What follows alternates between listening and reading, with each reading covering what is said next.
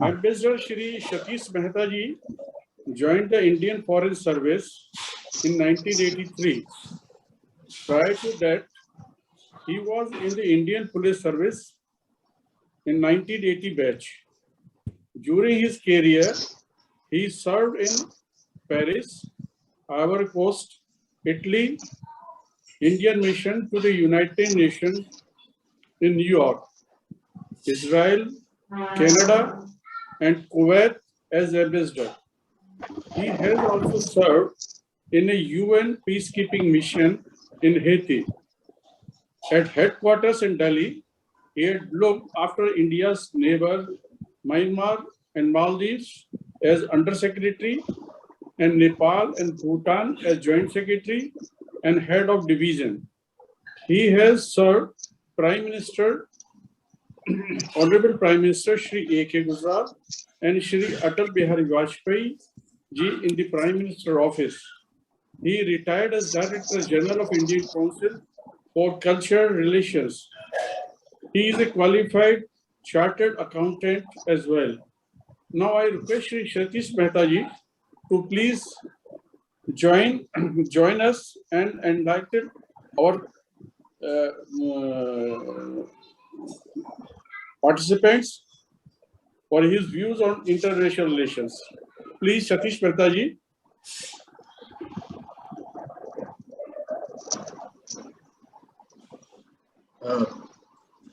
Thank you very much. Yeah, namaskar. Thank you very much, Goyal Saab and Raju ji Chauhan and all the others who joined me today. What I plan to do is I'll show you some slides and discuss those. And maybe after a few slides, I will take questions that might be easy rather than keeping everything till the end, which might both exhaust your patience and my energy. So if that modality is okay, then we could proceed on that basis. Okay, sir. Okay. Second is I plan to speak in English, but if you want, I can also speak in English and Hindi. Not repeat everything in Hindi or English, but use both the languages. So I wanted to know what would be more useful to the group, whether I speak only in English or I use English, Hindi both. But both, English, Hindi both. Okay. So मैं ये प्रयत्न करूंगा, ठीक है भाई, है ना? और जहाँ कुछ समझ नहीं आए तो आप जरूर पूछ लीजिएगा, क्योंकि ये सारी एफर्ट जो संकल्प कर रही है वो आप ही के लिए कर रही है, ठीक है ना? And objective is that after I, जब ये मैं प्रेजेंटेशन खत्म करूं तो एटलीस्ट आपका जो 2-2.5 घंटा लगेगा वो इतना वर्थवाइल होना चाहिए, बिकॉज आप लोगों के लिए वक्त बहुत कीमती है, बेशुकीमती है, और ये मेरा प्रयत्न रहेगा. इसीलिए I would prefer to keep a lot of time for question answer in case you have questions. So let me start with this presentation on foreign policy. He can actually look at his mobile app also.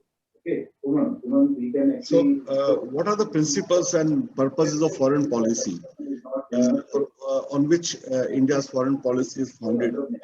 ये background में आवाज आ रही है कहीं से, किसकी आवाज आ रही है? राजू जी,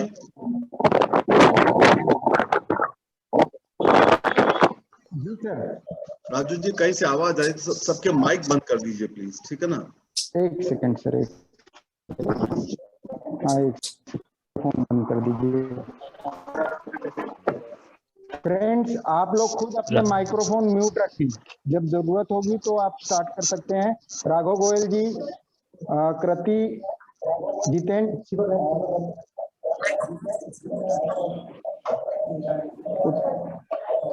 कृति जी, उत्कर्ष जी, नरेश जी, अपने माइक्रोफोन बंद करें.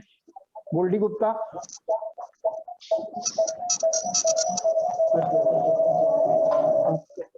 आपका sir.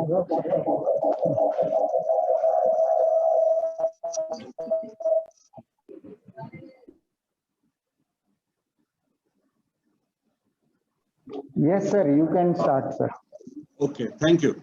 So the broad principles on of India's. Can you see this the presentation on the screen? Yes, sir. Uh, so the broad principles of India's foreign policy are a belief in friendly relations with all countries of the world, the resolution of conflicts by peaceful means, the sovereign equality of all states, independence of thought and action, and equity in the conduct of international relations. These are the broad principles on which we have conducted our foreign policy. And by and large, we have adhered to these principles. Now, the important aspect is what is the purpose of India's foreign policy? What objectives does it strive to seek? Yes, this is something which is very important because this is the raison d'etre of the actions that government takes regarding foreign policy. So, or when it conducts its international relations. So, I would briefly divide into two parts. It's a one whole, but just to enhance your understanding, I would briefly divide it into two parts. The first is to promote India's domestic agenda of development, prosperity, and peace. And this would include help secure capital, open up export markets, access technologies abroad, create employment opportunities abroad, assure raw materials. So this would be our agenda, the development and prosperity agenda. The second agenda is of peace. For that, ensure India's security, which it would include territorial security and integrity of India, cross-border terrorism, energy security, food security, and environment security. So the actions that government takes in promoting good relations with other countries and signing agreements, in negotiating trade deals or other deals, or in helping other countries. These are two broad objectives that the government strives to seek. And when you look at these two objectives, the broad objectives, the development agenda and the security agenda, you see, at times it may not be visible, abhi kya kar rahe hain, fayda kya hai. But then you see, you have to see things from, at times from immediate perspective, at times from mid-term perspective, at times from long-term perspectives. So some investments you make for long-term peace and long-term development, fulfillment of development objective or security objective, sometimes is immediate and sometimes is something to be achieved in mid-term. So कई बार ये confusion रहता है फायदा क्या है इसका? वो फायदा long-term होता है. Governments can't, and for good reasons, explain why they are doing what they are doing. It has to be just understood. Now, what are the challenges? So the challenges are unpredictability, complexity, and ambiguity that abounds all over the world. Now, just take a current example. The Russian, as the Russians call the special military operations in Ukraine, it was unpredictable. I mean, one could see it could happen, but nobody really visualized this could happen, how long it will last. Completely unpredictable, over which we had very little control, and yet it has tremendous impact on what we are doing or what actions we take. You could, the second major challenge, which is still continues, is post-COVID international headwinds for the economy. Our economy hasn't even come out of COVID-induced lockdowns, slowdown in the economy, etc. And now you have this situation in Ukraine, adding to those complexities. The third is protectionist and isolationist trends all over the world. You can see that, and that causes own complications for us. Growing radicalism in some Islamic countries, you're familiar with it. Turbulence in the Gulf and Middle East. Yemen is almost in a civil war. There are huge tensions between Iran and Saudi Arabia and other Gulf countries. There are two very clear, difficult situations in the Gulf and Middle East. Ever-increasing assertiveness and aggressiveness of China. We have all felt it. We have felt it ourselves in 2002 very directly on the border, the uncertainty of UN foreign policy priorities, which are still, there are a lot of ambiguities about what is it that they wish to do, and the way they have gone about against Russia, both the US and NATO and EU, has its own challenges for us and for the future, both midterm and long term. Impact of a weakened EU due to Brexit and COVID. EU is a declining power in terms of what one thought it would emerge as a balancing power when EU was created, and when other countries, a lot of countries have joined EU. Now with the UK coming out of EU, there are question marks about how potent EU can be. It will still remain a large economic bloc, but how potent politically it will be, and impact of Russian actions in Ukraine. And I think what we are seeing is just the beginning of it. Achievements in the last, over the period of time, but in the last few years, we have seen a very significant boost in India's image internationally. And one way of looking at the number of foreign heads of state, government, or foreign ministers or other national security advisors, etc., lining up to visit India shows that India matters, and the positions we take that matter. Investments, we have seen huge investments in FDI. They continue to. Last year again was a very good year.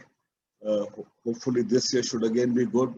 So that's a major achievement, that we have been able to create both an internal environment and an external positioning of India as a very relevant and viable market. Infrastructure. A lot of countries are investing heavily in our infrastructure, but because they believe in India. For them, a strong India is of great importance. And one way of showing this is their desire and commitment to build India's infrastructure, which is essential for any economic progress. We have seen no major negative reaction after international reaction after Article 370, abrogation of Article 370 or CA. That in itself shows that the world doesn't want to unnecessarily needle us, doesn't want to meddle in our affairs. Recognition and gratitude for sending COVID medicines and vaccines. This is there. When everybody else has shut the door, we still went ahead and helped a large number of countries as best as we could. And barring Canadian PM, no country has spoken against the farm laws of India. Of course, these now stand repealed, but the fact of the matter is they didn't try and give us gyan, and that's important. And Canadian, of course, Prime Minister is doing his own juice when they had huge strikes, etc., and they had to use very undemocratic means, the thing that they were advising us. So I think he has also learned his lessons of not unnecessarily pontificating or preaching.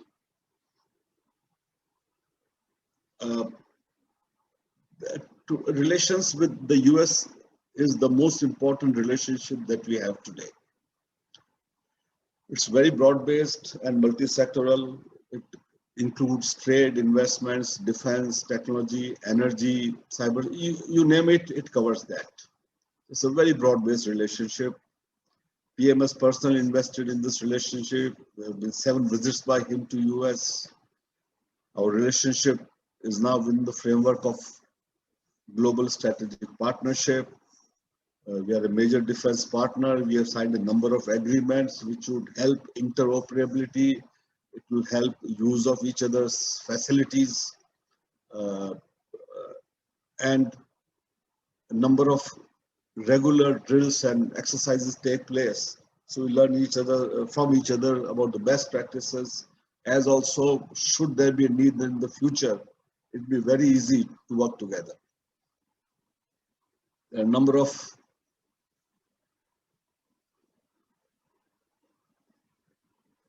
high-level dialogues that we have. The most important is, of course, 2+2 dialogue, at which the foreign ministers and the defense ministers participate. The next is tomorrow. We have joint naval exercises. We are increasing our defense purchases from US. US is now emerging as a major defense supplier to India. Bilateral trade and goods between India and US was $20 billion in 2000. Now it's over $145 billion. And there's growing influence of the 3.5 million diaspora in India, including in the government. So in the private sector, of course, you know them all, Google, Microsoft, you name them, they're all run by Indians there. And now recent addition is FedEx, which again is a Fortune 500 company. So, and they carry enormous amount of influence domestically, which contributes to building good relations between India and the US, as also in investments in India. Because many of them are the ones who take those decisions. Now, emerging Biden policies and implications for India. Biden has been stressing multilateralism, which was good for India. Easing of US visas, which is important because that creates more opportunities, that creates more linkages between India and US. And of course, a large number of Indians abroad also become a source of huge remittances to India. Approach to China is still evolving, and understandably, it will be complex. It's unlikely to be overtly aggressive, but I don't think that the direction is broadly not clear, and which should be how to contain China. It's just a matter of time when the gloves will be off. And in some ways, what happened in Russia could also be seen from that perspective. I'll come to that later when we discuss Ukraine. Approach to climate change, he will push the envelope. For us, it's good because the targets that we have set for ourselves are in any case far more ambitious. And being a country with a very heavy burden of population on a small piece of land. I mean, we are about 16.5% of world's population on about 2%, 2.3% of world's land. For us, it's very important that climate change does not unduly affect our agriculture or our water resources. They're two important things because that would literally cause havoc for us. So for us, working very actively with the world and rather proactively and being ahead of the curve on climate change is of essential importance. Will US resume playing the global COP? Still not clear, because their focus now would be in containing China. Long term, right now it's Russia, but long term it will be China, because that's where from where US would be challenged. Today it is the most important power in the world, but China is challenging it, and I think that's where US is going to focus. Concert of democracies, we have no problems as long as America practices what it preaches, and promotion of human rights, overall good for us if it's not selective and if it's not used as used to pressurize the government or to give it a bad name. Next slide. Russia. It's a time-tested partnership. Annual summit meetings, 21 have taken place. Recently, we had Foreign Minister of Russia in India, mainly related to Ukraine. Defense, we have very close relationship with defense. All our major platforms, whether ground-based, which is like tanks, etc., or airborne, the MiGs, the Sukhoi, the Mi series of helicopters, or the naval ships, including our aircraft carrier. They are all of Russian origin. So there's a huge defense relationship with Russia. We are working with Russia now in co-development. BrahMos is one example of it, and we are talking of other systems. Russian systems are reliable. We have had no problems in terms of securing spares or components. It is no political problems, and hence there's huge dependence on it. Sadly, we have not made efforts to get out of that dependence, which is now happening. Which started well before this current Ukraine crisis, but that's still 20 years away from that. And we are, in a way, our defense preparedness is dependent upon Russia.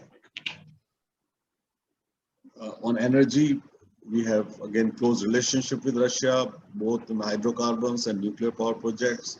Russia has invested in India's energy sector. They bought SR's refinery. The stress issues are very clear. Their relationship with West are completely strained now. And their strengthening relations with China now perhaps also greater dependence on Chinese market and China's ability to consume Russian gas and oil would be a stress point, could be a stress point. There was a gradual warming up to Pakistan, but that's, I don't think it's something which is there, but I don't think it is a major concern. But yes, it can be a stress issue.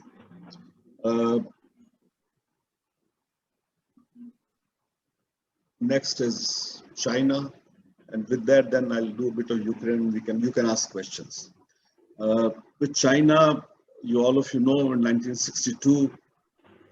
War shadow still remains. About 38,000 square kilometer territory occupied in J&K. China claims 90,000 square kilometer in eastern sector. The border is about 3,380 kilometers. After the 62 war, the relationship was completely frozen. Till 1998, Rajiv Gandhi visited China to begin a new chapter. We have made a lot of efforts. We have made a lot of investments in that relationship. But 2020, the actions in East Ladakh have really set the whole relationship aback. Bilateral trade has grown regardless of the border tiff, which is something we really need to think about seriously, because China has a $69 billion trade surplus with us. And that's something we need to, because there's a huge dependence on China for many of our industries, including the critical pharmaceutical industry, auto components industry, metal parts. I mean, I can go on. And we really need to sit back and think how we get out of this dependency and balance the trade. Doklam was a setback. Wuhan led to rebooting after Doklam. But 2020 incursions in Ladakh, those are very serious. And I don't think the government in India right now is prepared to work to build relationship with China till the Ladakh incursions are sorted out. Until I think the border situation is moves back to the old normalcy. Until then, I really don't see things, politically things moving with China. Stress issues are many: support to Pakistan, non-settlement of boundary, increasing footprint in our neighborhood, needling us by attempting to bring the Kashmir issue in UNSC, risk of diverting water from shared rivers, as also supporting insurgencies in parts of India. So there are a number of stress points with China. So the relationship will remain very, very complex, to say the least. Now, I have not made a slide on Ukraine because you're all very familiar with it.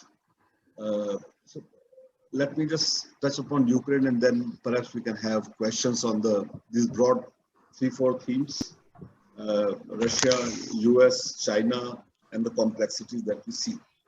So on Ukraine, clearly Russia had transgressed international law by its military operations in Ukraine, but then it would be a folly to see it purely from a transgression of international law. So there were huge provocations, and Russia's security, at least as Russia saw it, was severely being undermined. And they saw for themselves no option but to act. Whether it was wise or not, only time will say. Whether it produced the results, desired results, only time will say. But Europe has once again become a theater of war. Now, and sadly, all of us have got sucked into this without having caused it, without having supported it, without having wished it. And that's what I said, that these are the ambiguities and the complexities of foreign policy and the unpredictability. Everything changes. And Russia's intervention in Ukraine has had a huge impact on us. And then this is just the beginning. It may have more. We don't know about it because it depends upon how Russia and the US-led Western Front react to each other. And the consequences are being borne by all of us in terms of stance in relationship, in terms of disruption of supply chains, in terms of disruptions of market, in terms of high oil prices, which impact us severely, in terms of non-availability of raw materials. There's a huge impact on all of us, and we can solve it. It's not, the solution is not in our hands. So that's where it is. Now, I will stop at this point and ask you to ask questions, any questions you have so far. Sir, I have a question. Yes, please. Sir, what according to you can be the best solution for India-China border dispute, or most probable solution? Look, you see, sadly, the solution gets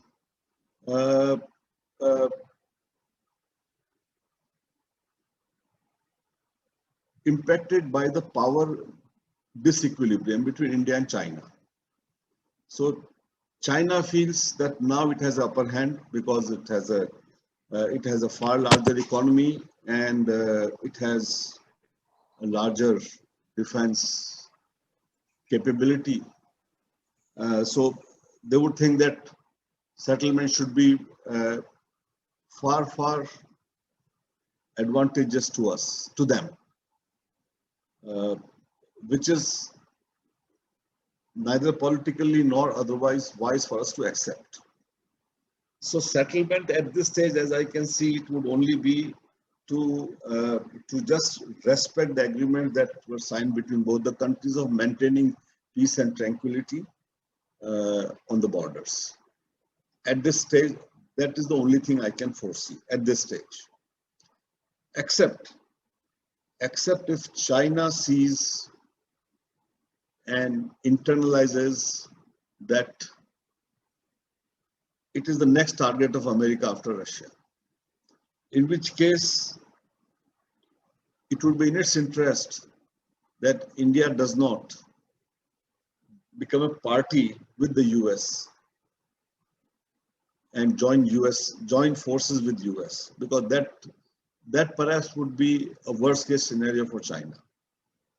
Now is the question of what is their appreciation of situation and how the first thing, how things will roll out between it and US after just on Russian issue is settled, and how we play our cards.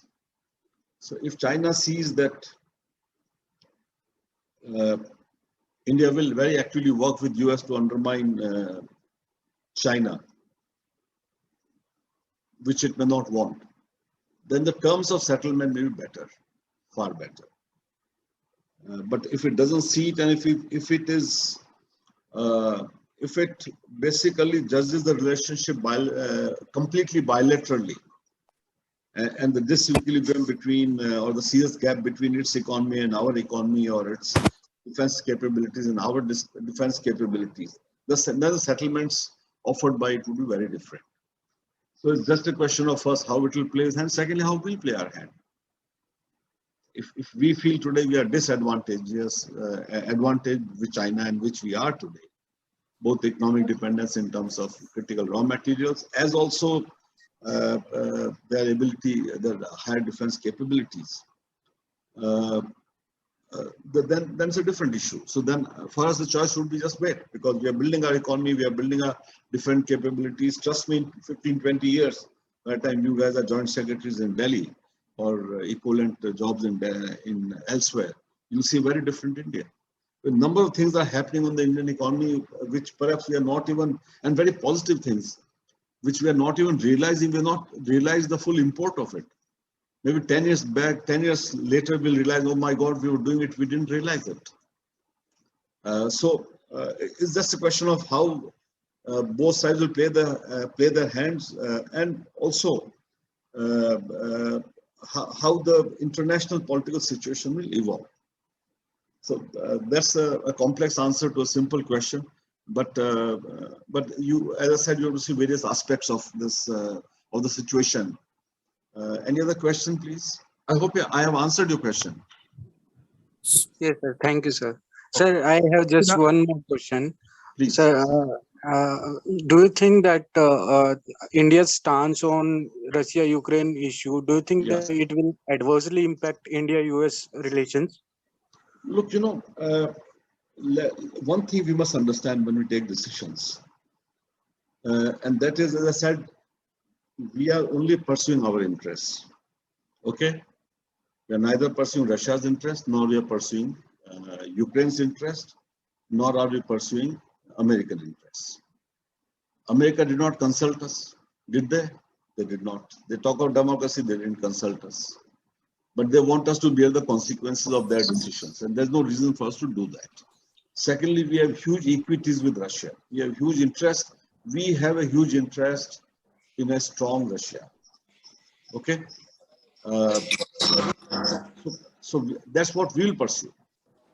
And that is what we've done. But I mean, if you look at overall relationship, our relationship with US is the most important relationship. And with Russia, our trade is perhaps $8 to $10 billion. With US is $145 billion. Huge amount of foreign investment either comes from US or comes through its systems, which means maybe funds created in Mauritius, Singapore, wherever else. So we have huge equities with Russia, with America. We can't undermine that. But then playing a weak hand is not going to enhance our ability to have a better relationship with US, because then it would basically lead to a client relationship, which is something we just should not allow to happen. Okay, it will lead to some feathers being ruffled in US right now. We can live with it. It's not the first time. I mean, in 71 we did it. When we were a relatively very weak country, we did it. In 98 we did a nuclear test. I mean, Americans didn't want us to test. We did it. I mean, it was in our interest, we did it. And the relationship transformed. And trust me, if we stand our ground today, if we only look after our interests, we are not hurting US interests. US actions are hurting our interests.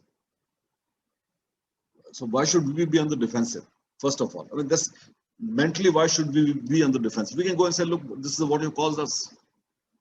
I mean, oil prices have gone up by $15, $20. And then America is a net exporter of oil. We're a huge importer of oil. Look at the amount of inconvenience you caused us and the economic stress you caused us.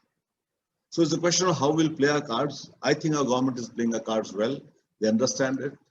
It is a tough law. It is a very experienced law.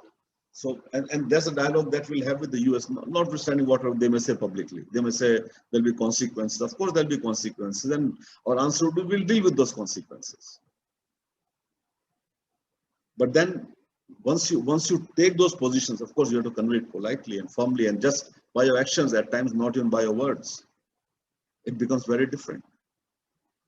Because understand one thing, and this is again my take on it, US cannot take on China without India on its side. So whatever they may say right now, whatever they may do in the immediate future, that's one thing that over the next decade, 2 decades, is not going to happen. They need us on their side. And once you understand that this is okay, they have to make all the noises. I mean, if you look at the nuclear test, you guys, most of you were, but half of you are not born. I was there in Prime Minister's office when we did those tests, and I was handling, amongst other things, atomic energy also. It took just exactly 1 year. Look at the statements of Clinton immediately after our nuclear tests. They were harsh, they were almost rebuking, they were scolding, they were screaming at us. It took 1 year, and in 2020, Clinton was in India. And Vajpayee was in Washington being feted by Clinton. The world understands power, the world understands and respects resolute people. It applies both in life, individual life, as well as in amongst countries. Once you stand your ground, they understand. And ultimately, we are not attacking US. We are not causing them any problems. So how can they get angry at us to do what? What have we done? So why should we be sheepish about it? We are only protecting our interests. And we have huge interest in Russia. And we have a huge interest in a strong Russia. Okay. Any other question, please? Sir, Kunal here. Yep.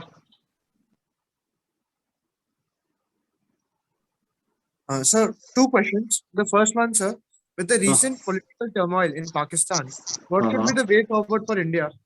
And So, the second, no, there is a slide on Pakistan. Once we do that, not that this related, but then I put it in the context. Okay. So keep it pending till you finish Pakistan. What's the other question? Just take questions.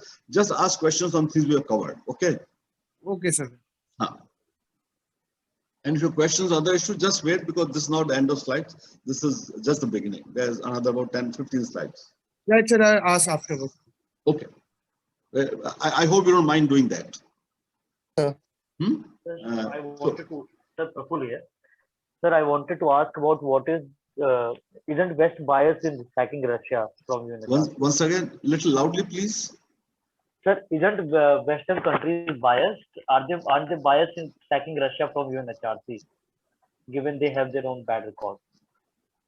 Look, it's not I don't know about biases and whatever. Point is, this is a question of, okay, so let me first start with this.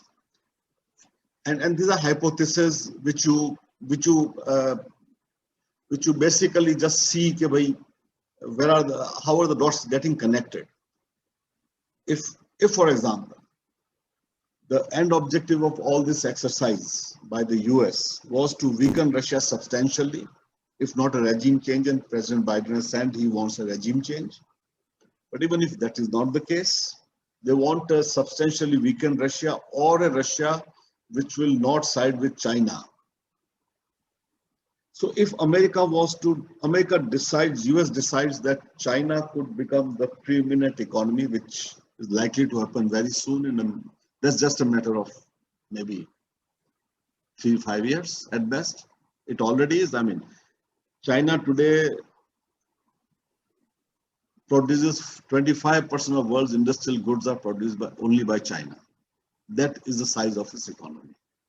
Just to give you one example, and this you can use it anywhere else also in terms of numbers.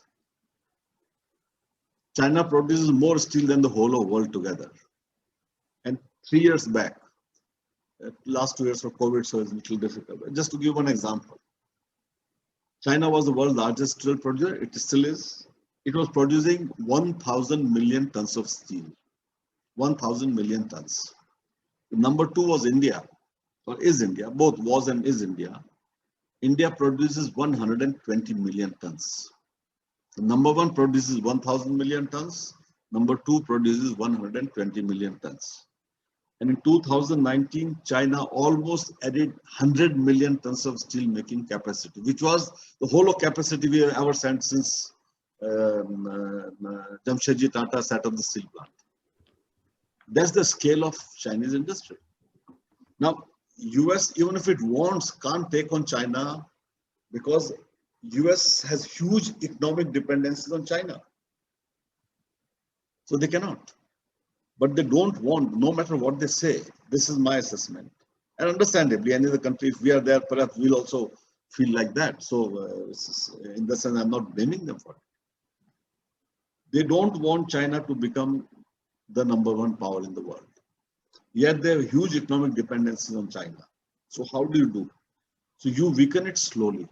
It's not by waging military wars, which is unwinnable war. If they couldn't win against Vietnam, they couldn't win in Afghanistan, they couldn't win in Iraq, and what chance do they have of winning against China? They can cause severe damage to China, but how are they going to win a war with China? So they don't want to use that methodology, as they are not using that methodology in Russia. They're only using sanctions. They are just using humongous sanctions to break the Russian economy from within. Whether it will succeed or not, that we need to see. But that's what is the attempt. Now, if this is the hypothesis, that eventually the objective of US is China, Russia is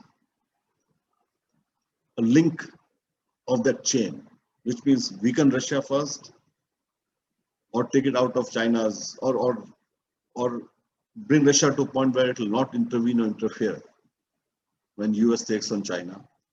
And as I said, it's not necessarily militarily. Perhaps it won't be military. Military pressure will only be one part of it, but not a war.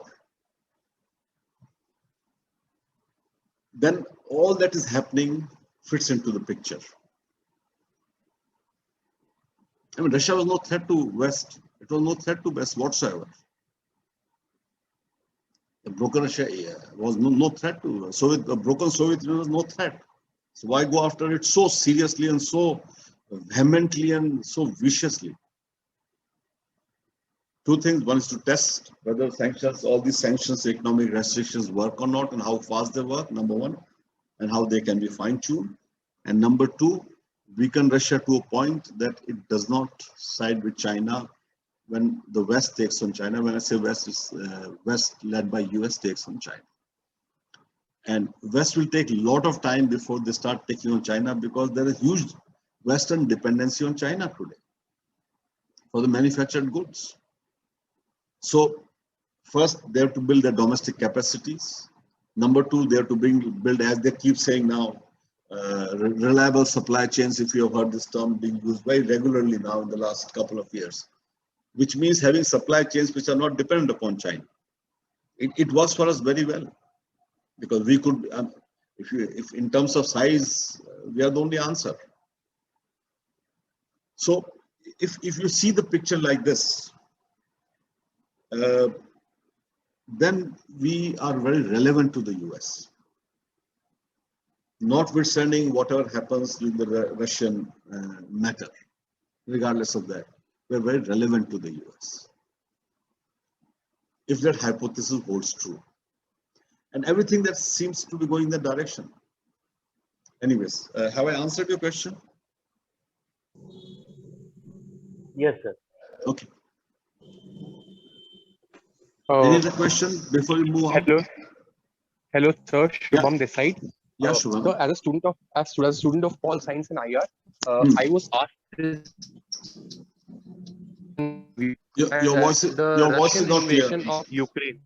There's a lot of echo, Shubham. Can you repeat? So, is it better now? Yeah, it is better now, Shubham. So, as a student of Pol Science and IR, I was asked this question in one of my mocks, that the Russian attack on Ukraine is as much as about geoeconomics as it is about geopolitics. So, how would I explain this in technical terms? Like, what if you were asked this in technical terms, to be explained in technical terms? How would you do this?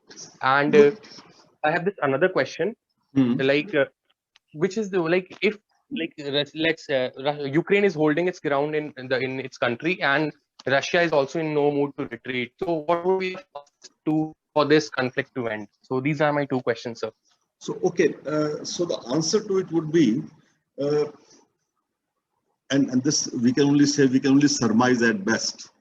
What were the Russian compulsions to attack Ukraine, and what were his fears and concerns. Okay, and that is not Ukraine per se. It began in 2014 when a government friendly to Ukraine, to Russia, was Orange Revolution, etc. They were all stage managed, was removed. And you see, for Russia, it's a very large country. It has, like, I think 11 times, it still has 11 time zones. At one point of time, the Soviet Union had 13 maybe. So they still have 11 time zones. No country in the world comes anywhere close in terms of size. Yet its access to sea is very, very limited. One is through the Baltic Strait up north. Half the time is perhaps either blocked by snow, or it's very, very easily can be strangulated there. Second is on the Pacific side is through Vladivostok and that part. Imagine coming from Vladivostok to India, such a long journey, for example, or going to Africa.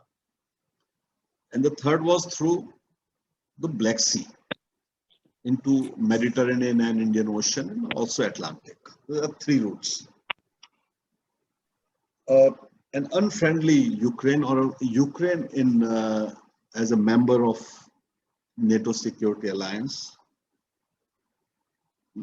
could have denied Russia access to Mediterranean. So his Black Sea fleet would have been exactly that, a Black Sea fleet, nothing else.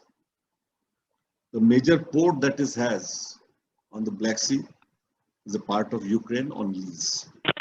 So there are very serious security concerns for Russia. And it was feeling that if Ukraine went to become a member of NATO or got into a security alliance with the West, then first the Western borders would then actually touch Russia, which hadn't for a while, because there were other states, East European states and other states which were in between. Now it will actually be on the borders of Russia, number one. And number two is access to Mediterranean and thus to Indian Ocean or Atlantic could be strangulated at any point of time. If you see all serious countries, and you are a student of international relations and pol science, you will understand it better than anybody else. All serious countries judge other countries by their capabilities. That is a very important assessment in taking decisions. What are your capabilities? You see, intentions can change overnight. Capabilities cannot be changed overnight. Capabilities take a huge time to build. Intentions can change. So they deal with capabilities. And for Russians, it was important that they must have the capability of controlling Black Sea and access from Black Sea into Mediterranean, etc. And that would have got seriously compromised, and NATO would have come right on its border. It doesn't make a difference what the intentions for NATO, would the intentions were bad today or not. It doesn't make a difference whether it's bad today or not. It could change tomorrow. And Russia was dealing with that. And so the moment an unfriendly regime came, or as they visualized, came into power in Ukraine, they seized Crimea to at least have the access on the sea. That was the main reason. So it was they are protecting themselves. And these are not just imaginary concerns. They are actually, they could be real concerns. And sensible countries, let me give one simple example. Why did we interfere in Doklam? We have never claimed Doklam. Am I right? Doklam is a dispute between Bhutan and China. Am I right? Yet in 2017 we intervened because it could have serious security consequences for us. We did that. Russians have done it. How real were they? That's their assessment. No, your or my assessment doesn't help, because it's their security which is at stake, not ours. So that is where it is. That's how I see it. Have I answered your question, or you want me to? Is there any other aspect that you need me to clarify? Fine, sir. Like, I got a perspective on things, and the other questions, sir, like this one is clear. What was the second question? If you could repeat, please. So the second question was, Ukraine is refusing to give up, and at the same time, Russia isn't withdrawing its forces. So under such a state of deadlock, what would be the fastest way for this conflict to end? No, the fastest way. First of all, we are helpless. We can't do anything about it. We didn't cause it. We can't control it. Let's be very realistic about it. We see regular calls in our media and some other so-called expert commentators asking us to meddle. You know, what are your equities to meddle? Okay. So let them slug it out if they wish to. I mean, it is causing us inconvenience, but there is a question of how we play our cards. If we play our cards well, and I think we are doing it, we'll come out better with this. So let's not try and sort out problems where we don't have the reach and the capability to sort it out. Because if the American objective is to weaken Russia through sanctions and test the sanctions, no matter what you do, they're not going to back out. They will not allow this conflict to go away.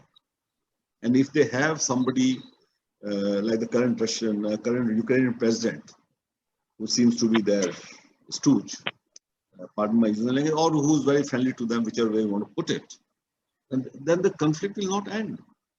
So what's the point of meddling into this? We just have to mind our business and try and see we don't get hurt in this process. And if we can take some advantage, just do it. That's the only thing that we need to do. It's not our remit to sort this.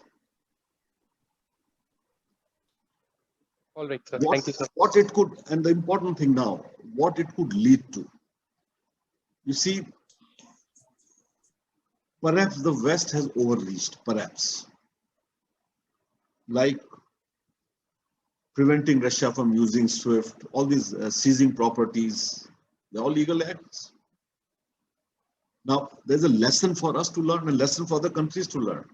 That what happened to Russia could happen to them also tomorrow. As I said, if the capacities exist, intentions can change anytime. It could tomorrow change against us. For example, if we say we'll buy Russian S-400 missile systems, we will continue to buy Russian oil. Tomorrow you could be subjected to the same sanctions, or partly, or some of the sanctions could be applied on us, which are being threatened.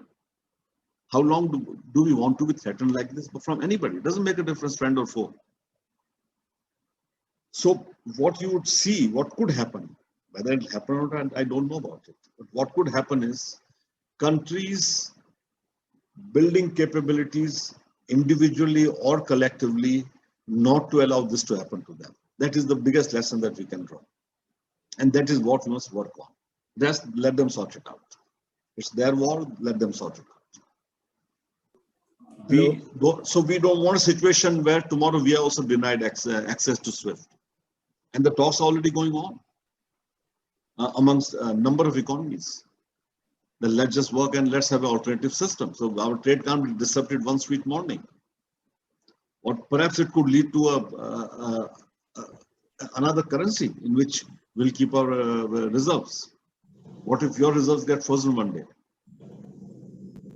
I mean, it could play havoc to our economy. So let's learn those broader lessons. Let's not worry about whether US will do it today or not, or there's no dispute between us and US of any large dimension. Yes, there is none, but who has seen tomorrow? As said, start worrying about capabilities of other countries and what hold they have over you. Forget about the intentions. Intentions, once you are capable, others' intentions won't change. If you are not, intentions will change. And we have been subjected to sanctions for a long time. And on nuclear issues, on missile-related issues for a long time. Even today, some of them are not gone. Even today, we are said we'll apply CATSA. Now, CATSA is a dispute between Russia and America. How are we concerned with it? We have not caused it.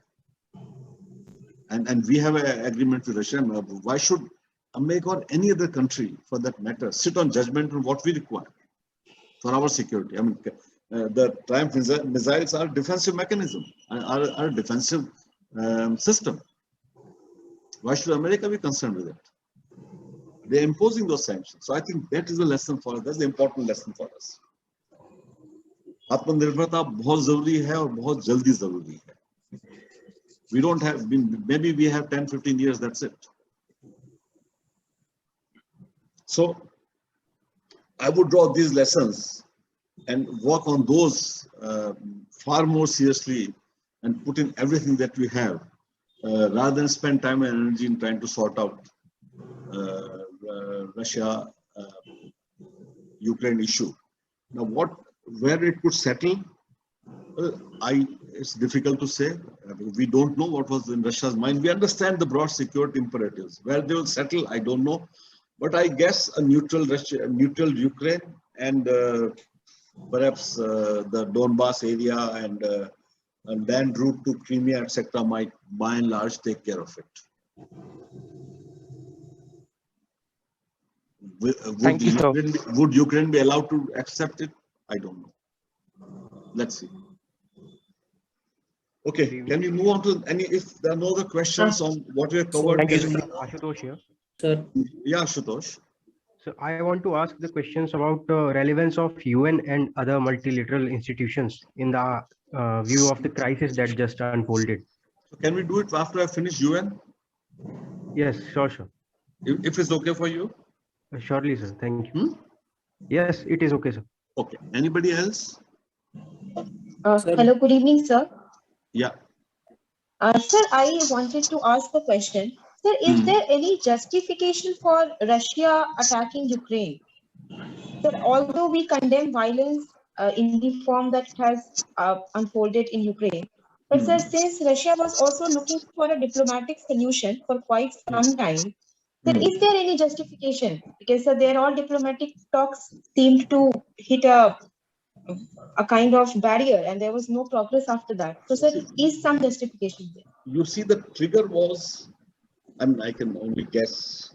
As I said, Russia was feeling that it was being boxed in. And that's why it took some time to explain to you the Russian access to sea, etc. Yes, sir. Now, they were feeling they were being boxed in. And NATO expanded from 16 to 31 countries, even though Russians had been verbally told NATO will not be extended at all. And from 16 it went up to 31. But there was huge power dissimilarity, so they let it pass because there wasn't much that they could do about it in any case. They let it pass. Ukraine was different because it touches Russian border. And it also impacts, as I mentioned, their access to, there's only warm water port they have. And the warm water access they have, and so it could have serious implications for Russia if it did not control that sea. Okay, and the Russian and the Ukraine-US agreement of 2021, where they talk of strategic partnership, etc., which is almost like joining NATO without joining NATO. Now that was a red herring for Russia, and they've been talking about it that just don't do this, and they made it very clear they're very serious about it. Yes, sir. And since nothing was done to take care of Russian concerns, they did what they thought would solve the problem. Whether they're right or wrong, only time will say to what extent and what is the price benefit analysis. That only, you see, wars are very easy to start. How they will move, nobody knows. Yes. And second thing is, right now, today, which is important for us to understand as a country, whatever we are being fed today is basically the Western perspective. Not the Russian perspective and not the Russian, or not exactly what's happening, but what is being fed to us from what's happening there. A certain narrative is being given to us. Now, we were told that Russian economy will collapse, Russia will come to its knees when they were thrown out of SWIFT, etc. This all began about a week after the war began, all these sanctions, and they incrementally became tightened. Ruble fell from 85 ruble to $1 to about 140. Last week, ruble was back to 85 or 86. Yes.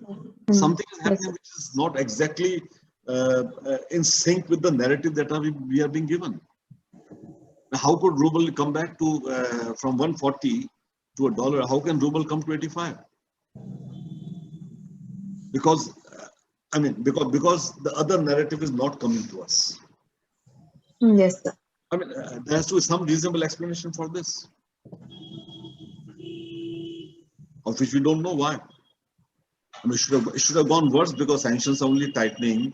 They are saying Russia is not winning the war, etc., etc., that their soldiers are dying and whatever. That's the narrative we are getting.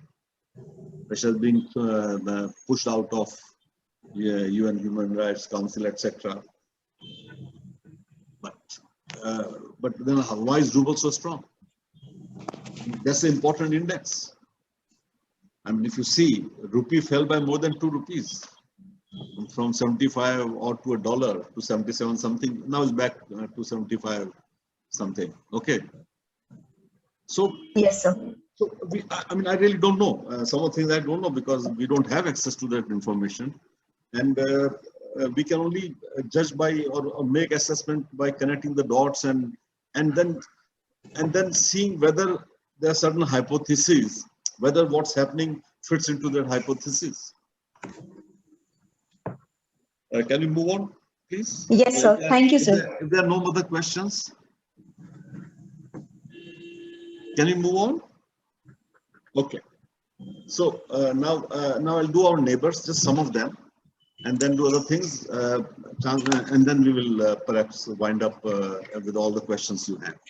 Or maybe I can finish neighbors and you can ask questions, and then we'll do the rest at one go. So Pakistan, you all know the relationship. I don't have to expand on it. It's a complex relationship, relations rooted in partition, long border. India is a glue that keeps Pakistan together. You know about 48, 65, 71, later on Kargil, Shimla Agreement of 72, interference in Punjab, then J&K, and support to cross-border terrorism in India. Each government in India has made effort to resolve differences with Pakistan, but its hostility towards India seems to be implacable. We have respected Indus Water Treaty, notwithstanding calls of that now we must abrogate it, and I will not be surprised someday it could actually happen. So surgical strikes after Uri and Pulwama, this was the change of, I mentioned this, it happened a couple of years back now, because I think we have changed our approach to China under this government. There's a fundamental change that we will not allow ourselves, we will not allow Pakistan's nuclear threat to stop us from taking action or to stop us from retaliating. In a way, we are saying, well, if you want to try it, we'll deal with it. Changes in Articles 370, Imran Khan went ballistic. After a while, he realized he had no international support. So it's all now becoming a thing of the past. Now, peace with Pakistan looks elusive. It looked elusive in the past. It looks elusive today. And I don't think we should be too obsessed with it. There's a lot of domestic obsession on having peace with Pakistan. I mean, it takes two to have peace with Pakistan. And I can tell you that, many governments in India have made a very serious effort. In 1997, perhaps at times we went too far in terms of our effort, and which at times Pakistan interpreted it as our weakness, or that we were concerned and hence we wanted peace rather than we wanted to solve the issue. 1997 at the SARC summit, when Gujral Saab said we can the composite dialogue. I was there in Malé. I was there in Gujral Saab's Prime Minister's office also, and then Bajpayee Saab's. Now they interpreted very differently. Thereafter, 1998, I went with the Bajpayee Saab to Lahore on the famous Lahore bus yatra. Actually, he didn't go in the bus. Only lesser mortals like me went in the bus. He flew in a helicopter from Atari. So, but that's okay. And again, Kargil happened. So each time we made an effort, they interpreted it perhaps as a weakness on our part, that we were afraid, we were concerned, without realizing that we just want to solve a problem. Because our focus was more on the larger South Asian solidarity, South Asia becoming an integrated market, economic progress of all our neighbors also. That was a larger focus. We don't have territorial ambitions. So, but it's not a question of what we want, it's a question of how they interpret our actions. So there seems to be a change in the track now in dealing with Pakistan. It's now basically just treated as a nuisance. Keep away from it, just maintain distance. And if they become a nuisance, just go and hit them. And now it's, you can see the impact. Imran Khan was so implacably hostile to India. Now, at least half a dozen times in the last 1 month, he has spoken well of India. India has an independent foreign policy. India khudar hai. India khali apne hiton ki raksha karta hai, etc., etc. Same Imran who went ballistic on us. So, firmness pays. And this is now the approach we have taken, that Pakistan is a nuisance for us, nothing more. And so deal with it like that. Don't waste too much of time, energy, political capital, etc. to sort this issue out. If it gets sorted out, good. We'll be very happy. If it can't, deal with it. Rather than making serious efforts, because each effort, they take it as our weakness. They take it as our our just desire to somehow solve the problem at any price. It's not going to happen now. This is a different India they are dealing with. It will register on them. It's already registered on the army chief. You can see the way he was speaking about us and the way they held their hand, and they understand that each of their military adventures or cross-border terrorism will carry just rewards on their side by us, and so they held the hand back. It's happened now. We can see it. Earlier it was only limited to Kashmir. Now even there they are very, very careful, and that's important. So we have changed the discourse with Pakistan, which is for the good, because eventually this may lead to settlement. This may, and we'll see about it. So that's with Pakistan. Sri Lanka, again, we have a very old relationship. You know the conflict, their internal issues with Tamils.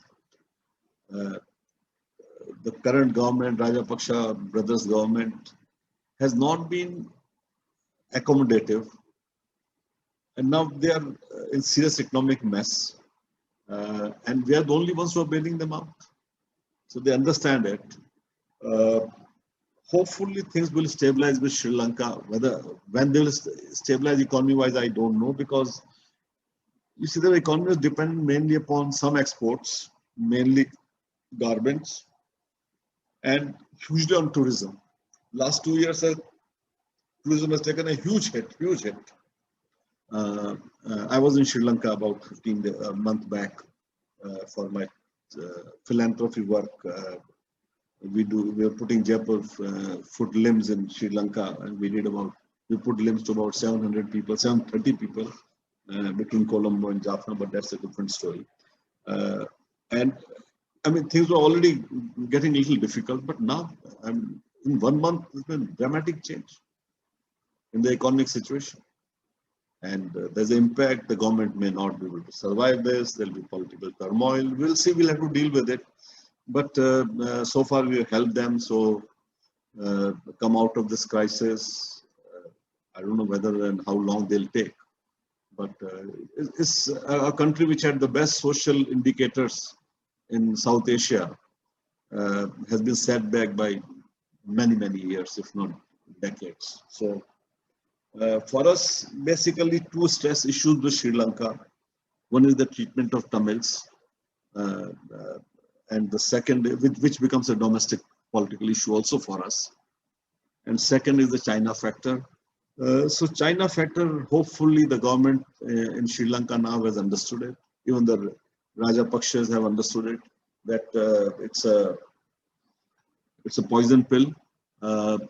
We'll see how they're able to restore the economy and how long they take. But I think they will not be as adventurous now in terms of taking these loans, large loans, and creating infrastructure which can't pay for itself or go into a spending spree. But it's in our interest to help Sri Lanka come out of it. That's something which is important. Next is Bangladesh. Again, I think right now, in terms of our bilateral relationship with our neighbors, after Bhutan, Bangladesh would be the best relationship we have. We have turned around with Maldives also, with Sri Lanka also, but in terms of with Bangladesh, we have a very good relationship. As long as the Sheikh Hasina government or her party's government continues, I think we will have good relationships. And the trick would be to strengthen it and tie the two economies so closely that wriggling out does not become easy, or to risk it becomes a very expensive exercise for Bangladesh. But that's the only way you secure your interests. When they realize that, cutting off from India would be a very expensive process. So we have taken we have resolved number of standing issues, some land border issues, we have sorted them out. River water also, we are working on it. Some have been sorted out, others will get sorted out. Trade is building up. I think a larger integration is required. And we'll see, but it has to be done at a pace that Bangladesh can handle it politically, domestically. I don't think we'll have a problem, but they may have. So it should not become a domestic political issue for them, which can unnecessarily impact the government. But for the rest, I think it's a good story and a good lesson for us of when you invest in a country and work with it closely, you can turn around and strengthen the relationship. Nepal, again, we have had lots of ups and downs with Nepal. So with Nepal, we have a special relationship. We have two special relationship countries, Nepal and Bhutan. I won't touch Bhutan because there's not so much of time. If you have any questions, I'll answer. It's open borders and free movement of people and goods. While theoretically it's on both sides, but there are restrictions on both Indians going to Nepal in terms of settling there or doing businesses, and so for Bhutan for doing businesses. But we don't equate it. And Bhutan is at the end of it 8 lakh people, and Nepal is 2.5 crore people. So you can't expect equality in that sense. But they are special relationship countries. Huge potential for unharnessed hydropower, which today is even more important if Nepal plays this card sensibly, which it hasn't so far at all actually. And links of language, religion, beliefs, customs, tremendous linkage, deep engagement at every level. We are a major provider of aid to Nepal, development assistance to Nepal.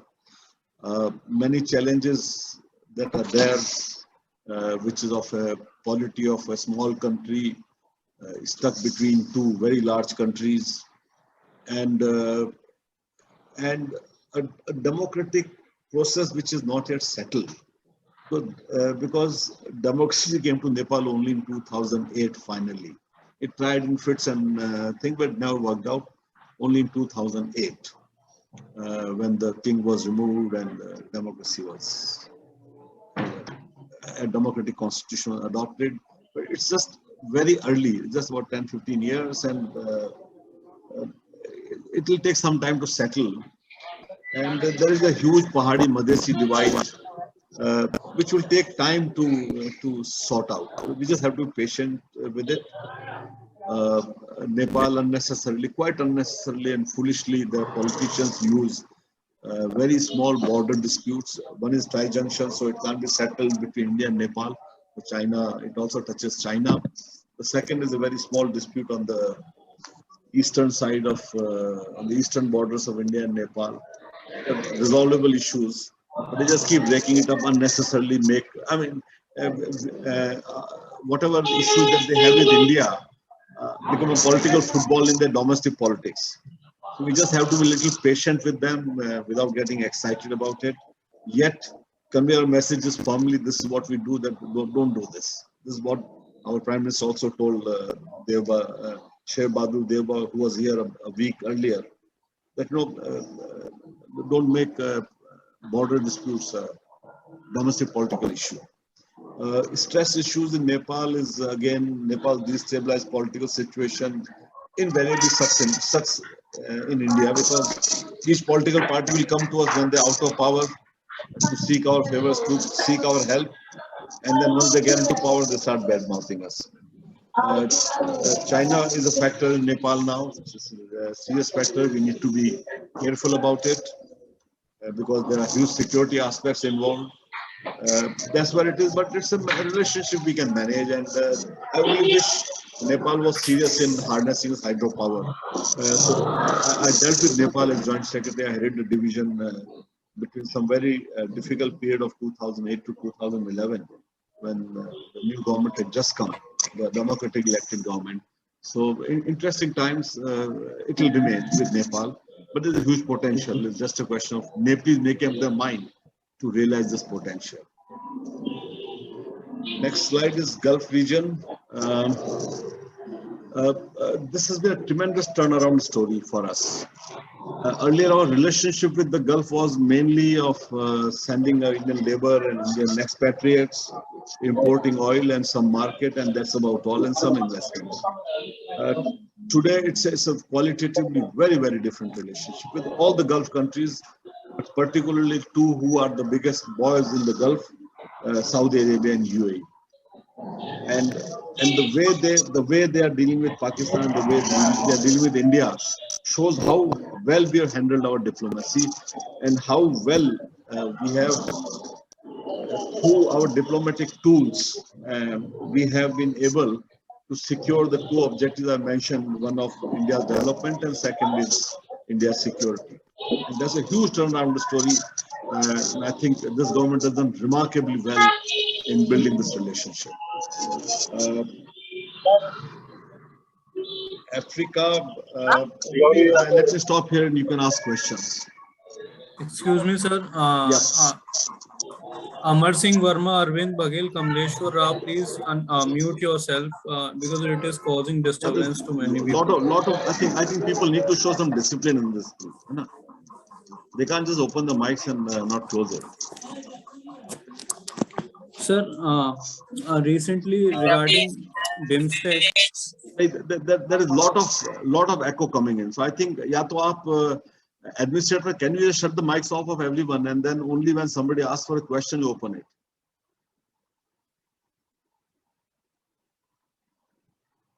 Raju ji.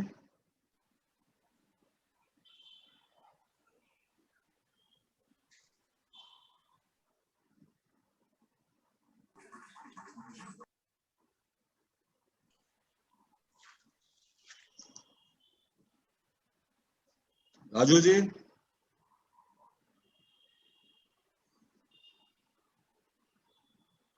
Hello, sir. I have a question. Yeah, please go ahead. Sir, recently India had a BIMSTEC summit, and there has not been a SARC summit since 2016, I think. So should we focus more on BIMSTEC because for Pakistan we have SCO, and for Afghanistan we think it would take a lot more time to engage diplomatically.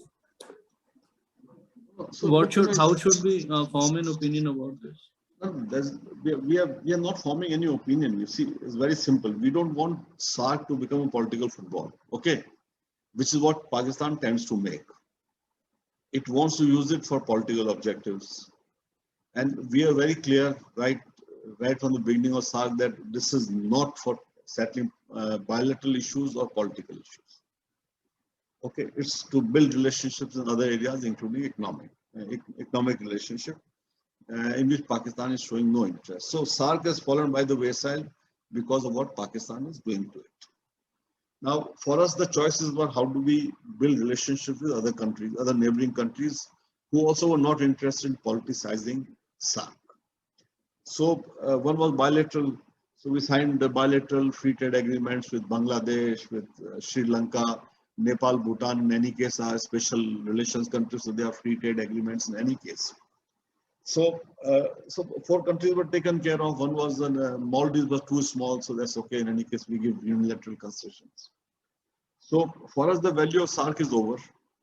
will not be there till Pakistan sees reason.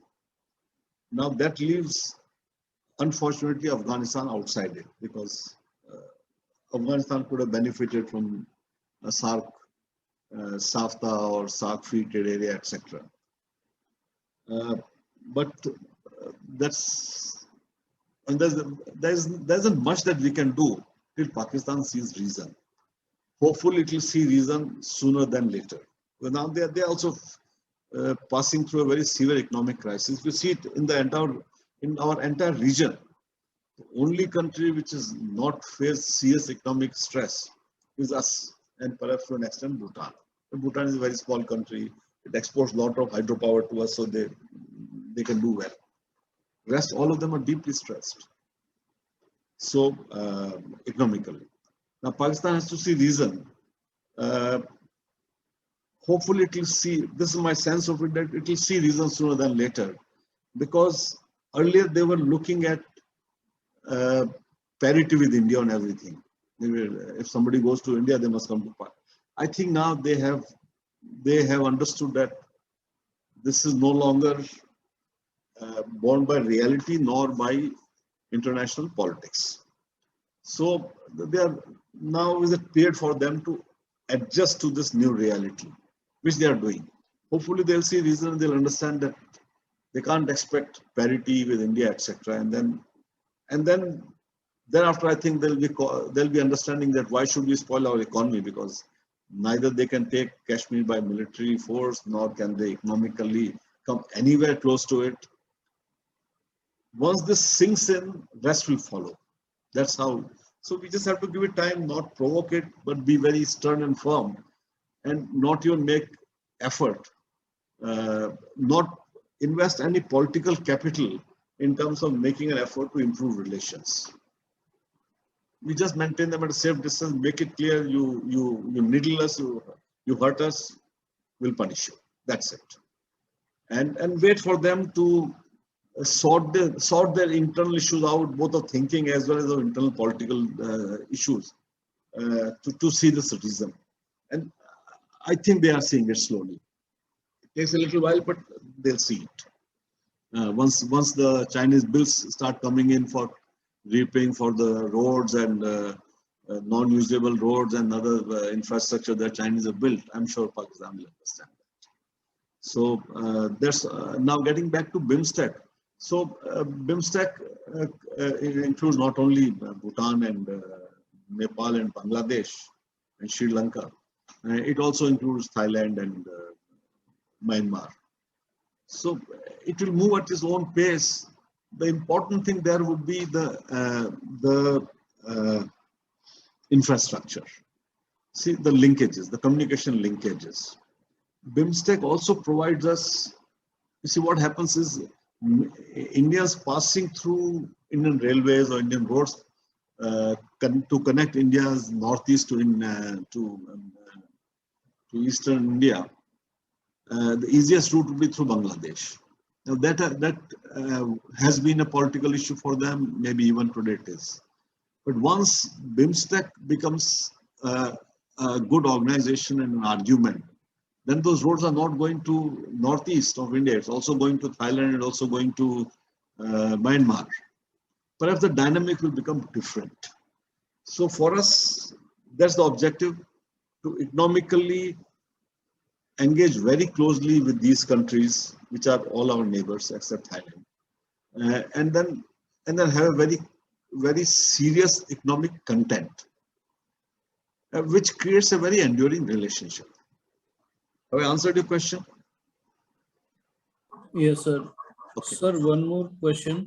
Okay. Sir, on related to military coup in Myanmar, how should we respond to such things?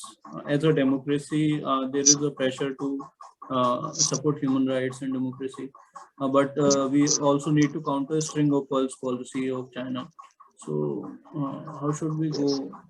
See, it is not our. Nobody has given us the mandate to promote democracies elsewhere. This is not our mandate. Who has asked us to decide what other countries should do in their own country, as long as they don't bother us? So first and primary focus, as I said, go back to the first two slides I said. The objective goal of our foreign policy is to promote India's prosperity and development and to promote India's security. That's the main objective. If it's a democracy, it's preferable for us because we're very used to dealing with the democracy. Democratic societies have less internal convolutions normally. Because in India, the change of government is orderly. It's done through electorate. It's done through the ballot box. And one who loses sits outside, one who wins goes to power, and then after 5 years, we repeat the same exercise and then same thing. In non-democratic societies, the changes can be abrupt, can be violent, can be disruptive, which doesn't happen in democracies easily. So that's why we prefer democracy. We are a democracy, we like it, that's why we accept it. But it's not our mandate to start promoting democracy in other countries. We can help them if they want to remain a democracy. Our main objective is as the security, and what happens in Myanmar has security implications for us. And they can have very serious security implications for us because if China increasingly feels that it will be strangulated at the Malacca Strait, I wish I could have shown you a map, but at the Malacca Strait. So they're looking at alternative routes to secure their trade. Gwadar is one of them, Gwadar port through the long circuitous road, but the Coco Islands port in or the port in Myanmar is another. That gives them access to Indian Ocean. Otherwise, the only access is through Malacca Strait, which is a very narrow strip through which about 60% of China's trade passes. So it can be strangulated there, and they're seriously concerned about it. Exactly as Russia has concerns on Black Sea, China has concerns on Malacca Strait. So good relations with Myanmar are important both for the stability and progress of our Northeast, as also with good relations, perhaps we can prevent China to have an access in the Indian Ocean. So relations with Myanmar are more important than promoting democracy there. If they can have democracy, it's even better. But we can't stop doing business with them. Ultimately, we are doing business with China also, no? And aren't Americans doing business with China? China is not a democracy, but they are doing it. So preference is democracy because it's stable, it's predictable, you can deal easily, but that's not a priori condition that if Myanmar is not a democracy, we will not deal with it or will be offish. We'll have to deal with it gingerly. So to protect our equities with the existing dispensation, as we nudge them slowly to go back to the democratic mode. Have I answered your question? Yes, sir. Thank you, Okay. sir. Next. Hello, sir. Sir, Yes. how successful India's neighborhood policy have been? What's your evaluation on that? I mean, when you say successful, what is it that you seek to achieve through the policy? And have we achieved it or not? That's the point. So by and large, we have, except Pakistan, we have decent relationship with, and China, of course. We have decent relationships with our neighbors. There will be disputes. It's understandable. There will be differences. That will happen. That's the nature of things. But by and large, we have a reasonable relationship with our neighbors. Sri Lanka, we had some problems. We have sorted out. Hopefully, after this economic crisis, they'll understand who their friends are. And we would have built in things in the relationships that it can't get out of hand as it went earlier for a brief while. Same thing would apply to Maldives. Otherwise, we have very good relations with Bangladesh now. We have very good relationship with Bhutan now. We have a stable relationship with Nepal. At governmental level, at times it sees its own ups and downs. But at people-to-people level, it's a decent relationship. Pakistan, till it doesn't behave like a normal country, is going to be problematic. But we are not the cause. And if we are not the cause, then how can we solve it? And we don't have to pay a price to have good relations with Pakistan, a political price. So this, I have a question. so Pakistan has to have two internal understandings. One, India is not a threat to them if they don't meddle us. Number one, we have no territorial claims over them, except Pak-occupied Kashmir, and we don't mean them ill. They have to internalize it. They haven't, because over a long period of time, over the last 50 years, they've been fed on this regular diet that India means ill to them. So that's where it is. Earlier, they thought they were at par with India, even better. Then realization was they were at par. Now they realize that there is just far huge difference between India and Pakistan in terms of capabilities. Maybe not militarily. Militarily, we are of course much stronger, but not hugely disproportionately stronger. But they understand otherwise that, I mean, there's nobody in the world now compares India with Pakistan or sees the two countries in the same light. At the end of it, the top 10 Indian companies, not even top 10 Indian companies, maybe 5-7 Indian companies, their market cap is more than the GDP of Pakistan. So where's the comparison? They understand that now fully. Now they have to come to terms with it and start changing their policies accordingly, which takes time, and we just have to be, both as said, we have to be patient. We don't have to start pushing them, because again, they go back to the feeling that, oh, India needs them more than they need India. We don't have to create that feeling in their mind. So just treat them as a nuisance right now, contain it, make it very clear that any aberrant behavior will bring in suitable punishment, and then eventually they'll see reason. Okay, next. Sir, I have one question. Sir, is there any challenge to India from whatever situation happening in Pakistan? Once again, is there any challenge to us to India from whatever situation happening in Pakistan or whatever outcome Pakistan will have? You know, if Pakistan becomes a jihadi state, for example, there will be challenge on the security side. There will be. Okay, a hostile government in Pakistan immediately, I mean, what happens right now? We always had an unfriendly government in Pakistan most of the time. So our access to Afghanistan is not possible. And if they start giving China bases, etc., that becomes a problem. That becomes a security challenge for us also.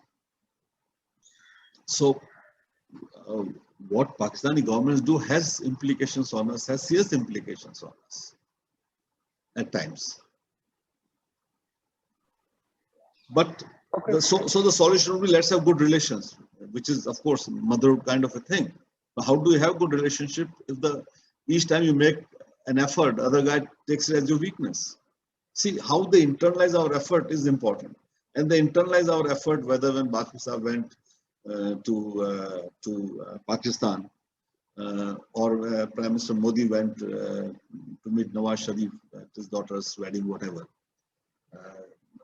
unannounced visit. Each time we get rewarded by attacks on us, because they see, somehow they internalize it, India ab dar gaya humse, ya India ab ghabra gaya hai, ya India ko humse chinta ho rahi hai. See, you want to tell them, look, we can be friends. And jo issues pending hai, sort out karte rahenge, let us just remain friends. They internalize it very differently. So now the government has taken a very clear call after what happened in Uri. Ki ab kuch baat nahi karna. Just treat them like a pariah, deal with them at a very low level, low key, end of the matter. Till they see reason now.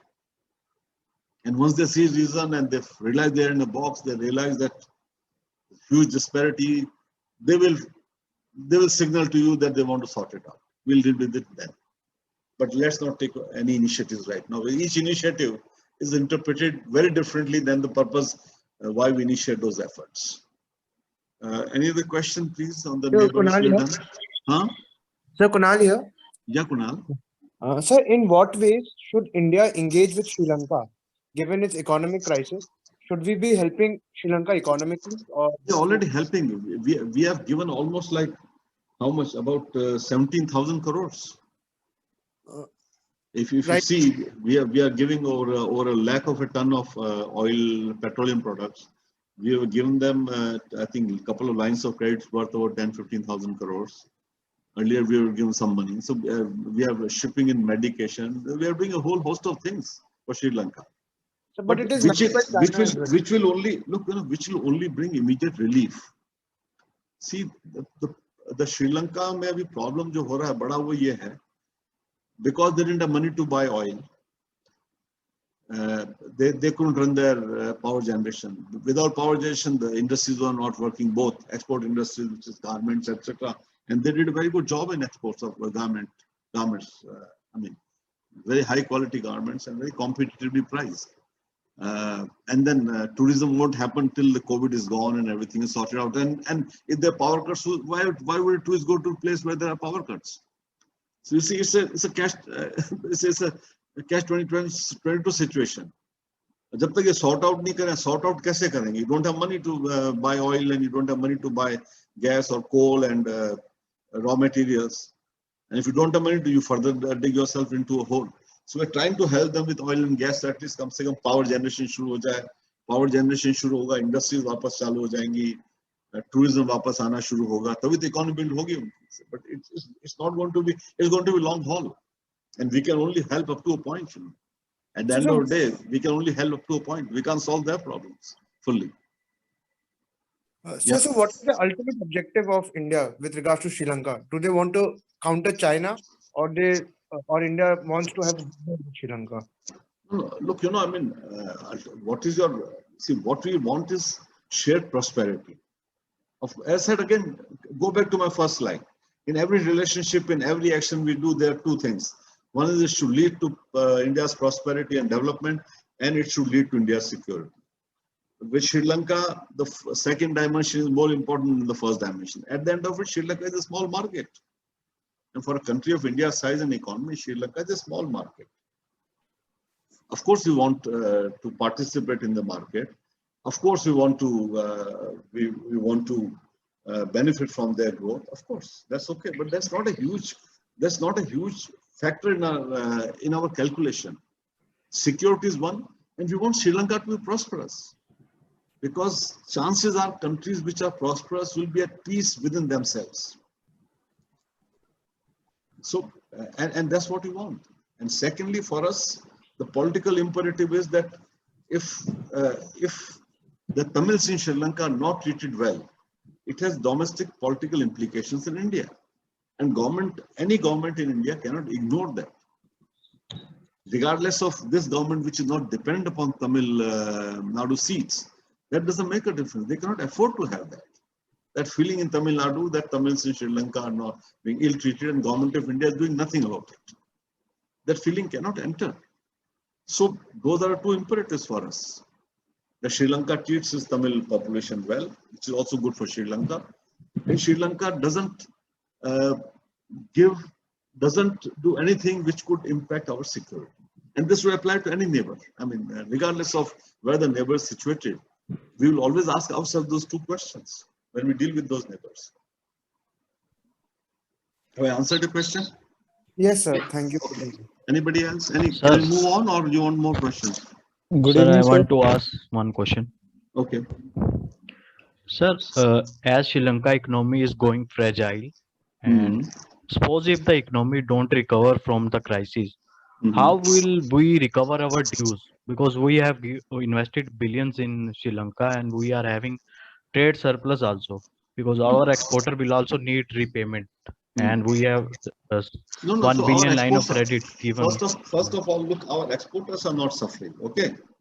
The line of credit we are giving is to the government. So if Sri Lanka is not able to pay us, then either we'll have to write off the money. Okay. Worst case scenario. Or we'll have to roll the debt. Okay, we'll roll it over. आप 3 साल बाद दे दीजिएगा, moratorium और बढ़ा देंगे repayment करने का, है ना? But see, the way today's Sri Lankan situation is such that it could lead to serious internal domestic strife in Sri Lanka. Economy is in really bad shape there right now, really bad shape. And this will lead to domestic disquiet, it will lead to violence, it will lead to, and then what turn it takes, nobody knows. It's not in our interest to have an unstable neighborhood. We want our neighbors to be happy within themselves and be happy with us, and we are happy with them. So this is investment we are making. Whether they'll be able to repay it or not, current situation maybe no, but then we are betting for long term, you know. We are not betting in Sri Lanka for 1 or 2 or 3 years, but it's going to remain our neighbor for the next few thousand years. It has been our neighbor for the last so many thousands of years, it will remain our neighbor. So we want it to be stable, we want it to be prosperous, we want it to be at peace with itself, so that it can also be at peace with us. And so you have to help them. Those are the choices. If you don't help them, okay, let me put it, be a devil's advocate. We don't help, and China comes and helps and says, okay, हमको एक air base दे दीजिए, एक naval base और दे दीजिए. आज Sri Lanka has no option but to say yes. नहीं तो जो कुछ बचा इकोनॉमी वो खत्म हो जाएगा. Do you want that situation?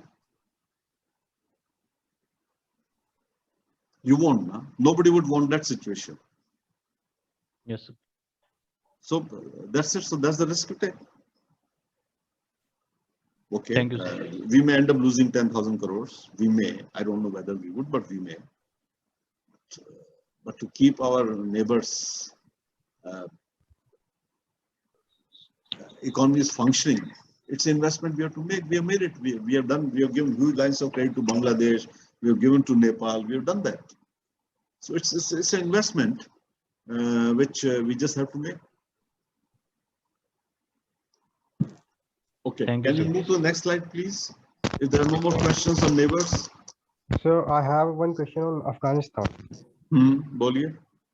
So can it be considered? Can Taliban taking over Afghanistan be considered as setback for India? And sorry. Hello. Yeah, Ashutosh, boliye.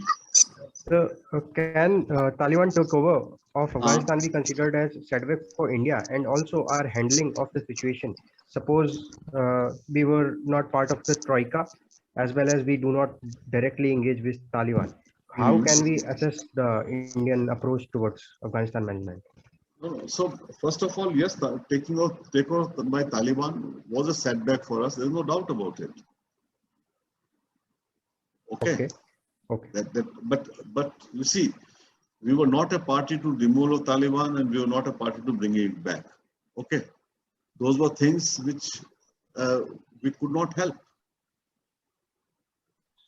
Okay, so that was a harsh reality, and we were working on and whatever effort we were making was directed at making Afghanistan an inclusive society.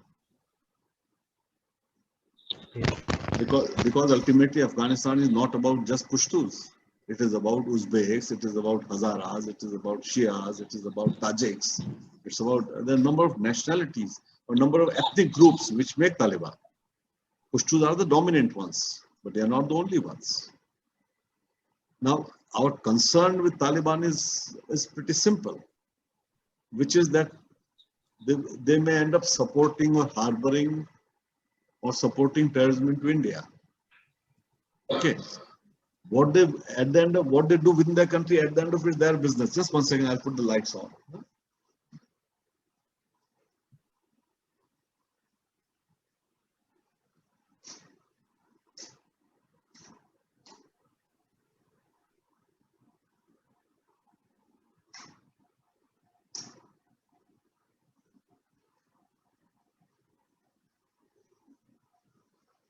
Okay, so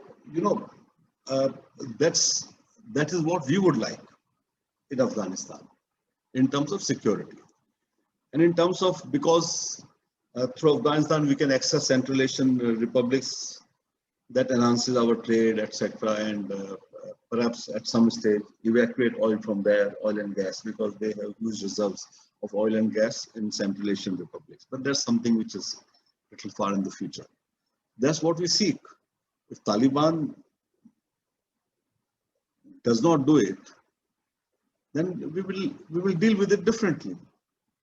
That's the only thing we can do. It's not that we have not made an effort. We have invested hugely in Afghanistan in terms of scholarships, in terms of roads, in terms of infrastructure, in terms of human resource development. We have done that because an Afghanistan at peace with itself is good for us. In Afghanistan, where tribes are not fighting each other, ethnicities are not fighting each other, is good for us.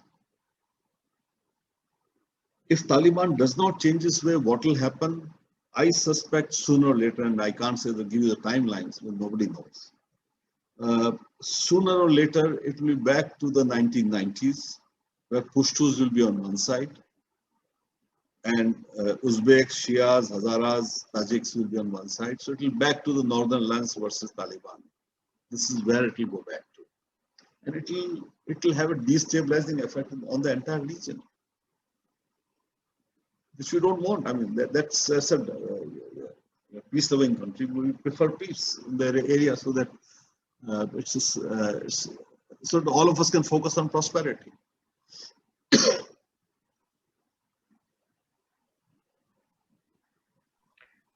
Have I answered your question?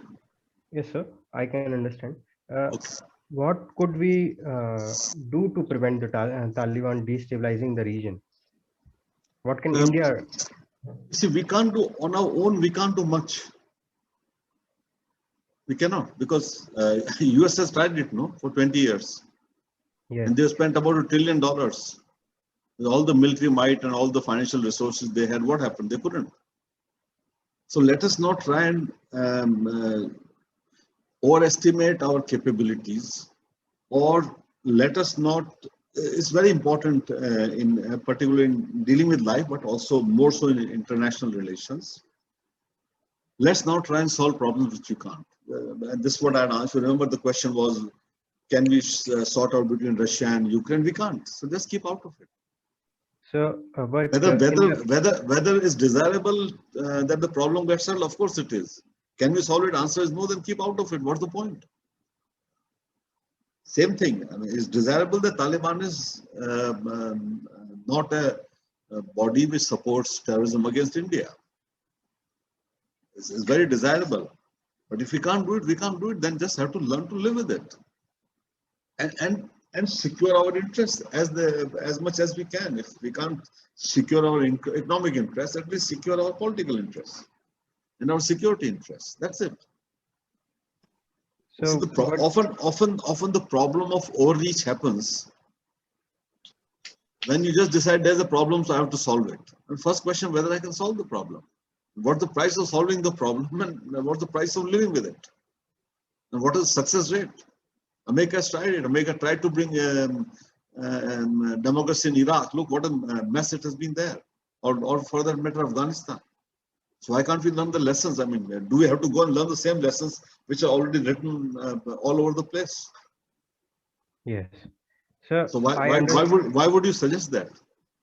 I'm intrigued that you're suggesting that we must try and solve it, and we can't. And we must be humble enough to understand that some things we can't do. Yes. And if you can't do, just try and see if you can manage it. We can't change Pakistan, so just learn to live with it. And draw some red lines and protect our interests. So we can't pursue too much of economic interest with Pakistan. Okay, leave it aside for the moment. But just secure your security interests, which is what now we have done. By making it clear to them that any terrorist activity from them will bring retaliation. So it's calmed down. They've calmed down now. That's it. Okay, that's limited progress, but there's progress.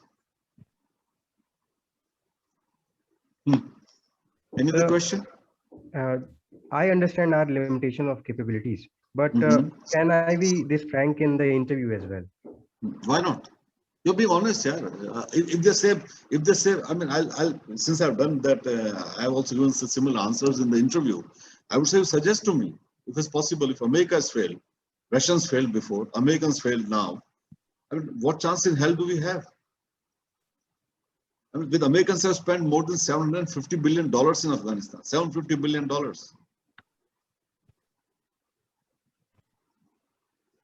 And you know what $750 billion is? It's more than 10 years of India's defense budget. In Afghanistan, what do they have to show for it? Nothing. Okay. No, so you just tell them that we have limitations, we have military limitations. We have no access into Afghanistan. How are we going to go into Afghanistan? What if Iranians say no? There's no other option you have. Do you think Pakistan will allow you to go into Afghanistan with your tanks? So let's be realistic about it and let's just contain it, okay? Taliban can pose a security threat. Just counter it. Well, ultimately, they can't come from air, na? आएंगे तो पाकिस्तान के through ही. Yes. या समुद्र के रास्ते से आएंगे. The build of defense is there. That's it. आज भी करते हैं ना, पाकिस्तान से टेररिस्ट आते हैं, वो अफगानिस्तान से भी आ रहे हैं, वहां से भी डील करेंगे. जैसे पाकिस्तान से डील करते हैं, वैसे इनसे डील करेंगे. आएंगे तो मार देंगे, उनको पकड़ लेंगे और क्या होगा. चलिए, can we move to the next slide? If there are no more questions. Yes, sir. Okay, so quickly, Africa. You know, Africa is it's a huge continent. I mean, it has all the raw materials that we require.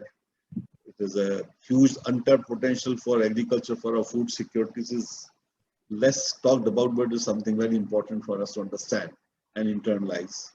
On the eastern seaboard, presence of very active Indian business communities. So we have large equities there. We have made huge investments. We are looking at Africa in a very different manner as compared to what we used to do 25 years back, 30 years back.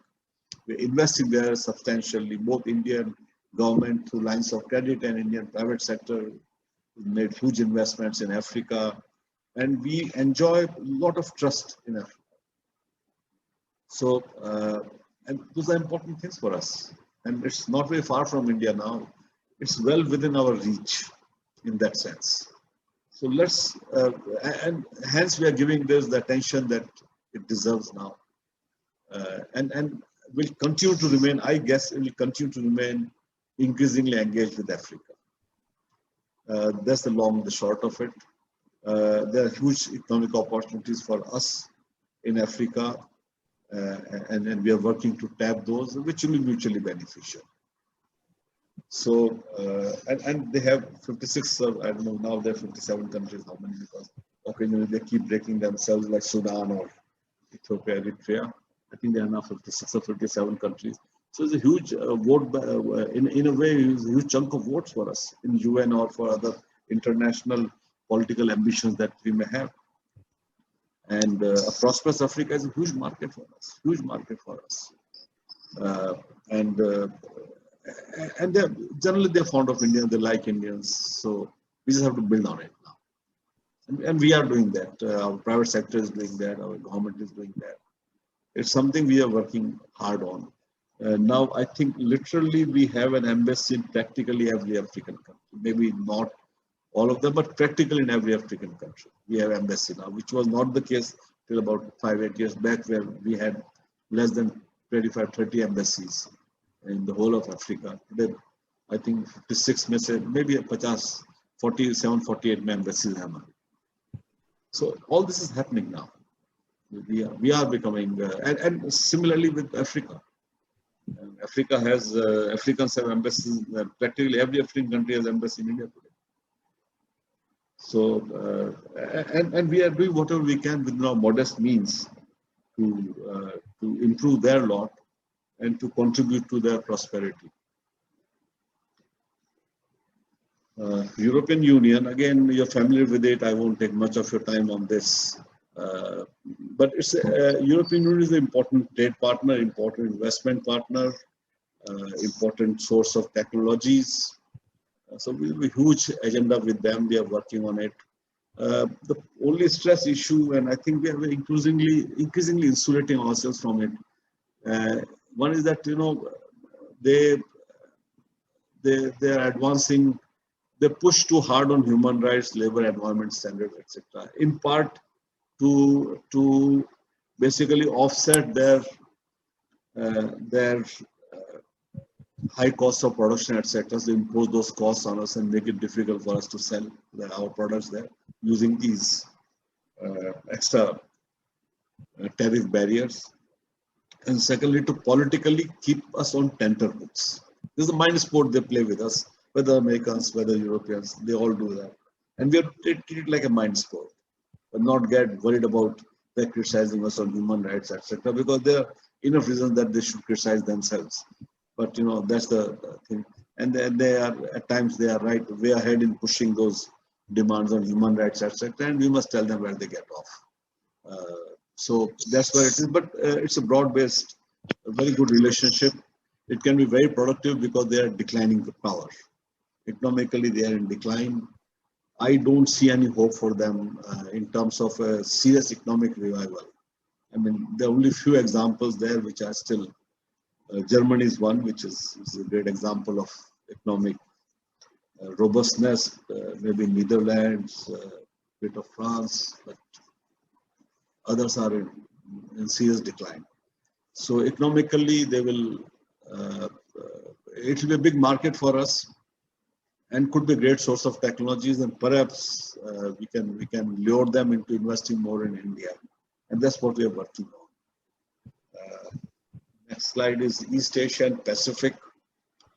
Again, right up to Japan, we have huge civilizational rings. Buddhism is still the main religion in Japan. East Asia, including China, is the new fulcrum of the world. So a lot of turbulence that you see in the world and a huge amount of economic growth you see will both come from Asia.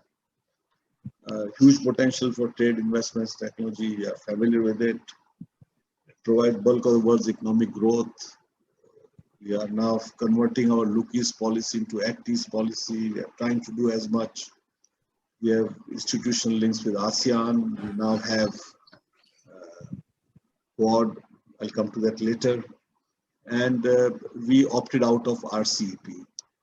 Some say it was a mistake. I don't think our industry was ready. And till your industry is not ready, no point of entering into a trade, free trade or open trade regime, because you end up hurting yourself more than you end up benefiting from it. But this is an area which will constantly require great focus from us, because it has our strongest foe and some of our strongest partners or future partners both reside here, and huge opportunities will reside here. So that's where it is. Quad, you are familiar with it. Nominally, it is a non-military alliance. It's not an alliance, it's just a grouping of exchanging ideas, doing things together. But it could be the starting point of a military alliance against China. But as I said, there are many ifs and buts to it. And China sees it more like a mechanism to contain it. So there is inbuilt hostility that China has towards Quad. I can understand that. It gives us a pressure point on China. As I said, we still need to see how it unfolds, and that will depend upon US-China relationship to a large measure, and India-China relationship.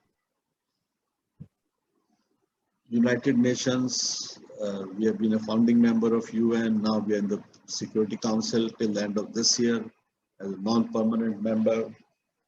UN has been a platform for advancing many ideas, like, and many political battles, like against anti-colonialism, apartheid. You may not remember it, most of you are very young, but those are all realities of 50s, 60s, 70s. It has contributed as much as it could for international peace and security. It is, see, eventually, the fact of the matter is that you need some platform where all the countries of the world can come together. UN provides that platform. Unfortunately, and often you read those commentaries and TV comments also, UN has failed in this. You see, UN, what is UN? UN is a platform where all the countries come together to take decisions on common issue, on issues that concern them. So it is all the member states working there who have to be blamed or praised for what UN does. Otherwise, UN is just a lovely building, large building. And I used to go there every day when I was our representative to the UN, and for 3 years. And then it was a building where all of us meet, and it has a bureaucracy to support our decisions and to help us implement the decisions that member states have taken. Nothing more. So to blame UN for something is basically passing the buck on somebody who is helpless and helpless. And what can a UN bureaucrat do, even including Secretary General? What can it do? Except issuing statements or appeals. The Security Council which has to take decisions. And on the Security Council decisions, UN as a building or UN as a bureaucracy has zero influence, zero, ZER. There's no influence whatsoever. They just prepare reports. They give the reports to member states. Member states who sit in the Security Council take decisions. They take decisions in terms of whatever interests they feel are being achieved through their interests or global interests. So blame the members. Don't blame the UN as the institution at all. But it has become fashionable to blame UN. UN ने कुछ नहीं हुआ, Security Council ने कुछ नहीं किया. Security council क्या करेगा? 5 मेंबर नहीं सहमत हैं तो सिक्योरिटी काउंसिल कुछ नहीं कर सकता. तो यूएन की क्या गलती है उसमें? UN as I said, as a building or as a bureaucracy or as an institution. The second thing is, like judging anything else, don't judge them on absolute standards. See what good it has been able to do and compare it with what it has not been able to do, and then see why it has not been able to do what it has not been able to do. And more often than not, UN has not been able to act, at least on the peace and security side, because one of the permanent members would not agree, either directly, publicly, or quietly. So what can UN do? Accept it as a limitation, because let's not start looking at in anything, either a relationship or a country or an organization, कि रामबाण है इसमें सब समाधान निकल आएंगे. वो नहीं होता है, कहीं भी नहीं होता है. ना हमारे मुल्क में होता है, ना हमारी जिंदगी में होता है, ना हमारे संबंधों में होता है, ना इंटरनेशनल रिलेशंस में होता है. So let's have a more reasonable assessment of UN, and then things will fall in place. What are the two main outstanding issues for us in UN? One is our permanent membership of Security Council. If you're asking me whether it will happen, the answer is no. I can't see it happening in the foreseeable future. I can't see it happening. And the second is Comprehensive Convention Against International Terrorism. I don't know whether it will happen. Even if it happens, how efficacious it would be, I don't know about it. But this is one thing we have been pushing. And both our permanent membership and our Comprehensive Convention, we have been pushing it well before I was in our mission to UN, which was from 1999 to 2001. So 20-22 साल से तो उसके पहले से चल रहे हैं ये. अभी कहीं पहुंचे नहीं है. और हकीकत ये है कि एटलीस्ट परमानेंट मेंबरशिप में तो अभी हमको, मुझे तो लगता नहीं है कि कोई निकट भविष्य में भी कुछ होगा. Realistically, that's the assessment. Next slide is diaspora. Again, you are familiar with it. Now is about perhaps 30 million. Numbers vary. They remit 70 to 75 billion to India, which is substantial remittances. We are the world's largest recipient of inward remittances from diaspora. They play a major role now. Mauritius, Suriname, Fiji, Trinidad, Tobago, increasingly in US, Canada, UK, Singapore, Australia. They are a factor of major influence. It contributes to trade investments as also technology. They are great brand builders for India, because wherever they've gone, they've done well for themselves. They've kept their Indian values, and they help promote India directly and indirectly.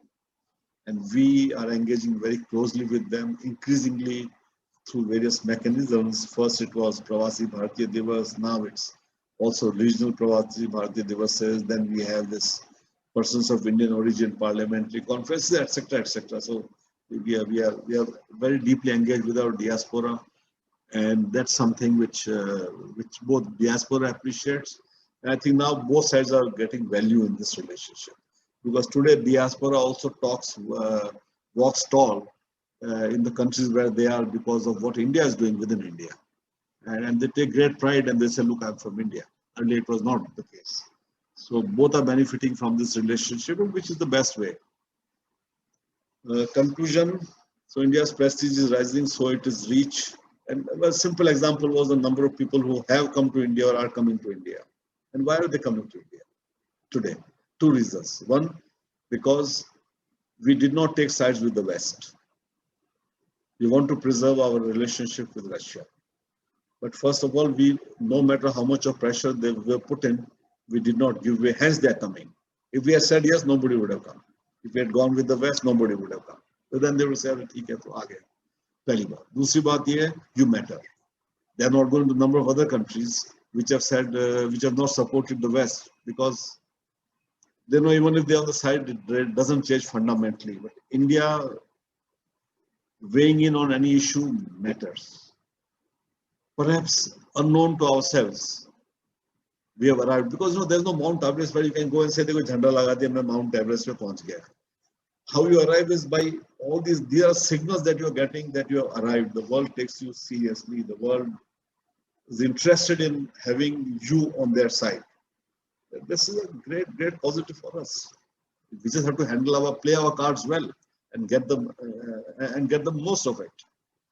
Relations with neighbors, as I said, is a mixed bag, but that's how it is. Not because we haven't tried, but they have their own imperatives. Some have implacable hostility like Pakistan, but eventually I'm sure they'll see reason. Maybe it'll take a little while. Pakistan-China axis is working hard to stymie us in the neighborhood. More China than Pakistan now, but it causes issues for us. Relations with the US and major powers in East Asia who feel threatened with China is growing, and it will continue to grow as long as this China remains a cause of concern for them. Relations with Gulf has witnessed fundamental change. It is a tremendous relationship we have, and perhaps it would be one of the most important relationships we have, because collectively then we carry a lot of weight. And relations with Russia would require very delicate handling, because we have huge interest in Russia. We have interest in a stable and strong Russia. So we'll have to manage it well. With that, I conclude. Now I can take all the questions that you wish to have. Thank you. Good evening, sir. Yep. Yeah, Tarun. Sir, I would like to ask, what will be India's role in this post-pandemic world order? What will be India's role in? Post-pandemic world order. No, what is the? Can you explain to me what is the post-pandemic world? Sir, basically, it is said that this after Corona, the world order is changing right now. What the world will? World order is changing right now with the. But what has it got to do with pandemic? Sir, like we see China's rise and its implications of supply side change right now. The risk of supply chains dependent on China. So, but that's with China. That's with China, not with pandemic. Okay. Yes, sir. The concern is with China, not with pandemic. Right, sir. So my first request to you would be very careful in using the terms used by media. देखिए media तो क्या लिख देते हैं, उनकी accountability नहीं होती है, सरकार में accountability होती है, ठीक है ना? So be very careful in getting caught in this jargon that media uses. Okay, the post-pandemic world. I mean, the world has not changed physically in the post-pandemic also. Some have been hit worse than others have been hit, and that's about all. Yeah, please go ahead. So, sir, the question was mainly about India's role after this pandemic thing in the world affairs. Can you speak a little loudly? Your voice is not clear to me, Tarun. थोड़ा जोर से बोलिए. Sir, is there anything substantial change after this pandemic gets over? India's role in the world affairs. देखिए India का role again ऐसे pandemic ना pandemic छोड़ दीजिए. आई मीन कहने को ठीक है, मीडिया में सवाल भी पूछ रहे हैं तो कह दीजिएगा, बट हकीकत ये पैंडेमिक से क्या फर्क पड़ता है, ठीक है ना? I mean, it was sad as it was. Lives we lost, both Indian outside, is all very sad. But there is no dividing line pandemic non-pandemic. ठीक है ना? जो इकोनॉमी पहले मजबूत थी आज भी ठीक है, थोड़ा कम हो गई. The कमजोर थे और कमजोर हो गया और कुछ खास बदला नहीं है. तो वर्ल्ड ऑर्डर कोई चेंज नहीं हुआ पेंडेमिक से, ठीक है ना. World order is changing because China is strong and it's increasingly becoming stronger, and US does not want that to happen, and we also don't want that to happen. We for our reasons, US for its reasons. US because it will lose the world empire that it thinks it is the biggest arbiter in the world, and we because we have a border dispute with China is on our border, so it can cause a lot of unnecessary hassles to us. ठीक है ना? So that is the first reality. How much will it change? Look, you know, the concerns with China were already arising in the US, and my sense is what is happening in with Russia is related to it. I could be wrong on that because but my sense is related to it. Before see there are no military solutions to China-Russia differences, as there were no military solutions to Soviet Union and US.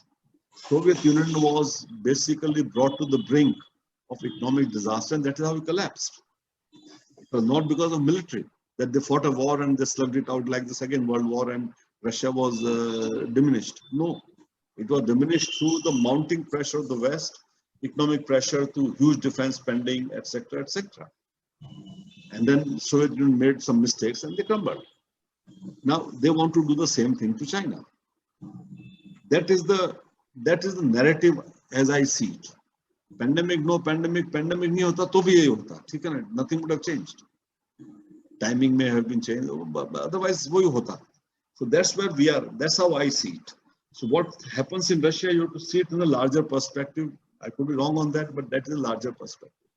They have to either weaken Russia so much, or they have to have a regime in Russia which should not be pro-China. Okay. Then they'll start with China. Right now, they are heavily dependent upon China and economically. If China stops manufacturing, US will face serious difficulties and the West will face serious difficulties for a while at least. So that's why they are talking of resilient supply chains, etc. This is a good term. But basically, it is saying that China pe dependence khatam karo. Now, when you start reducing your dependence on China, you are also impacting their economy. If you stop buying from China and create alternative sources of supply, whether it is India, Vietnam, Indonesia, wherever, you are weakening Chinese economy. And as you weaken the economy, you also weaken the country eventually. So that is the game plan. Game plan is not military. Military is just one way. Military is to add to the pressure, but not to solve it.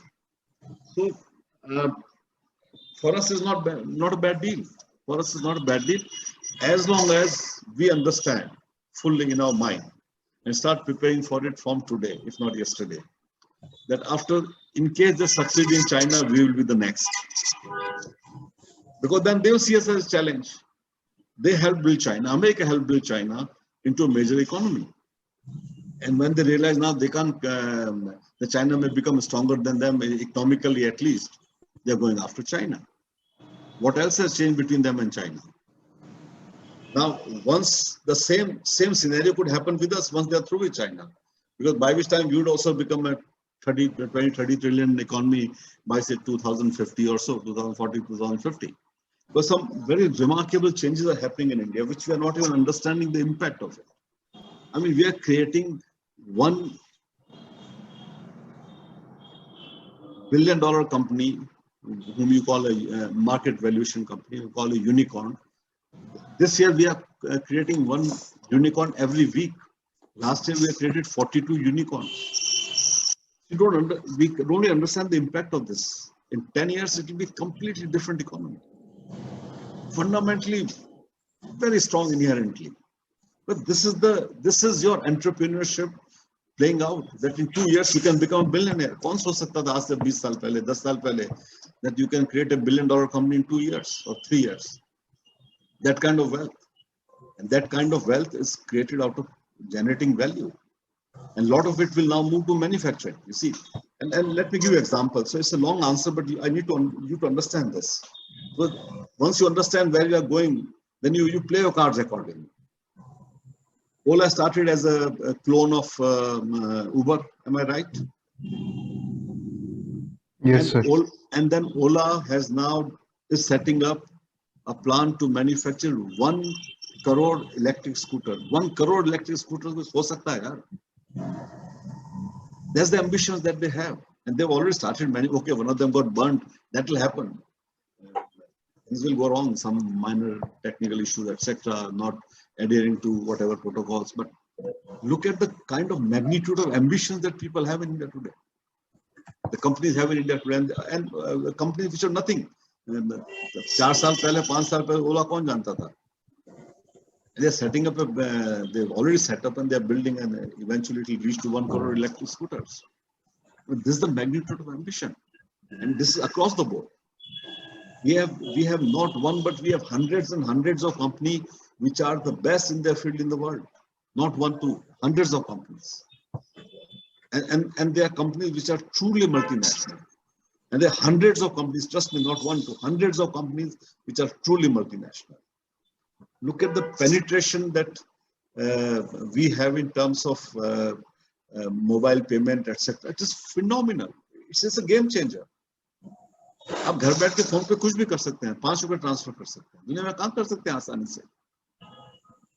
तो ये जो हमने build कर रहे हैं हम, इसका आप इम्पैक्ट देखेंगे. I am an old man, so I may not be there, or maybe tottering old man in another 10-15 years. But you guys will actually look back and say, यार हमारे टाइम में हुआ था सब, हम समझ नहीं पा रहे थे इसको. This is the scale. So once you do this, you'll be the next one. Today they are helping you build, tomorrow they may have a different view of you. So we must start using this opportunity when they are focused on China to actually make ourselves truly Atmanirbhar. Your banking system, अब वो credit card बंद कर दिए उन्होंने Russia के. Neither Visa nor MasterCard can be used. How do you make payments? We started RuPay.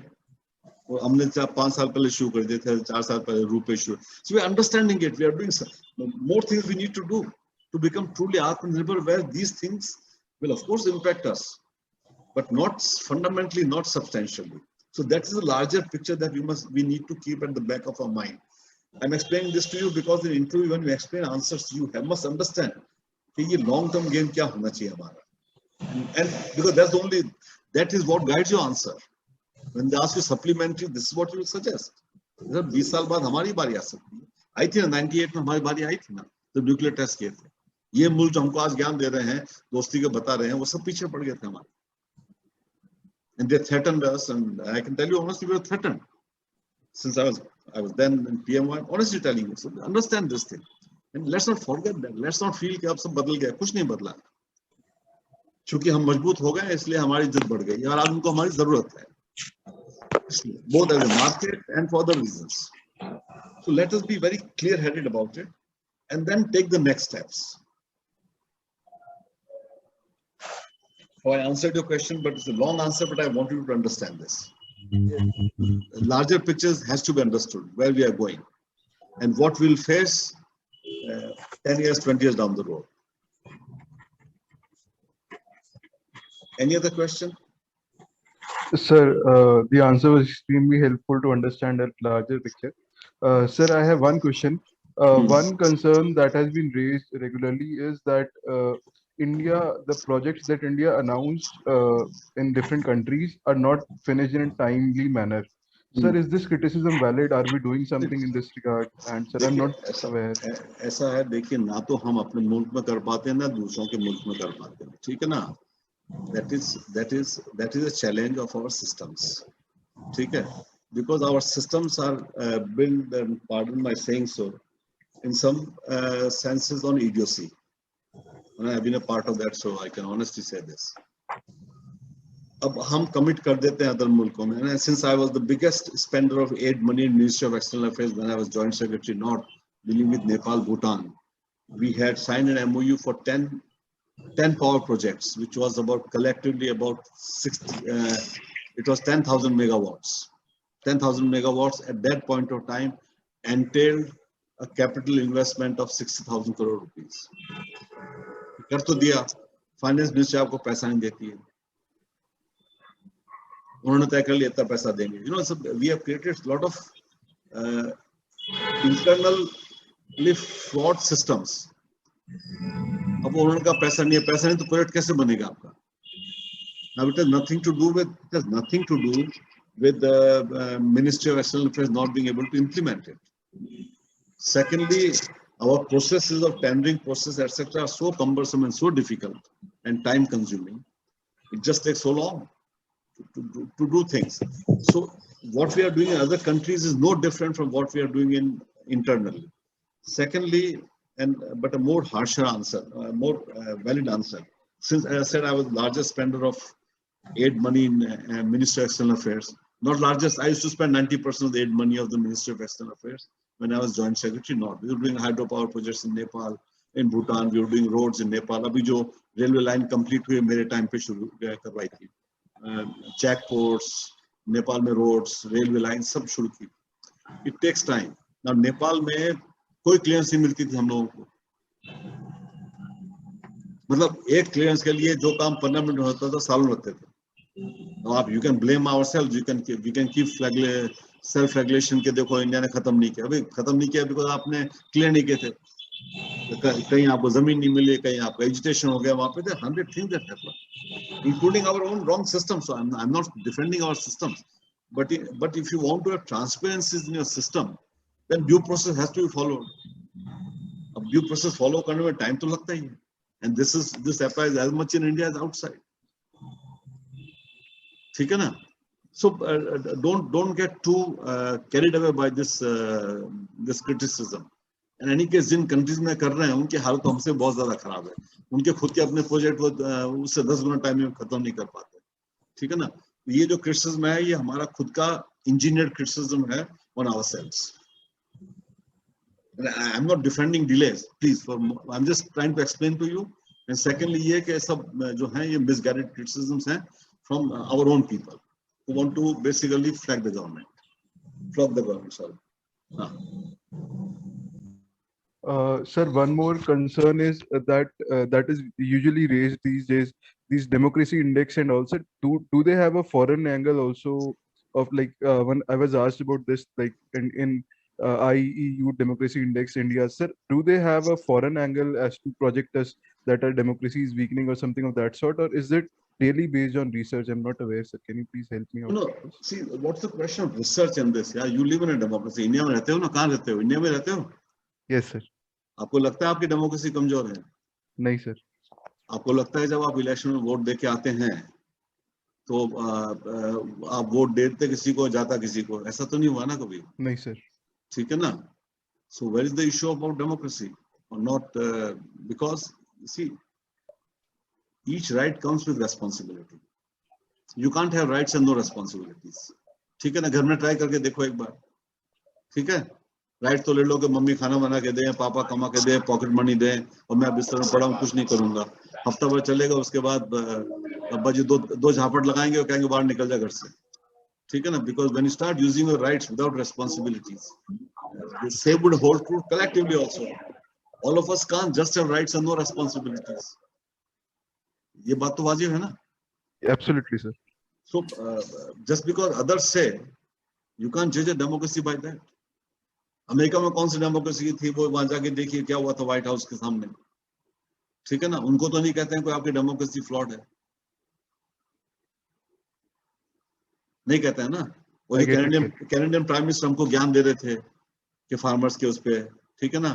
कि नहीं government should accommodate, listen करना चाहिए, ये करना चाहिए, एजुकेशन करने देना चाहिए, सड़कें रोक दें कोई बात नहीं, जनता की बिजली लेके और उससे बिना बिल पे के एसी चलाएं कोई बात नहीं. और जब उनका वो तो उन्होंने कह दिया मैं तो मार्शल लॉ लगा दूंगा.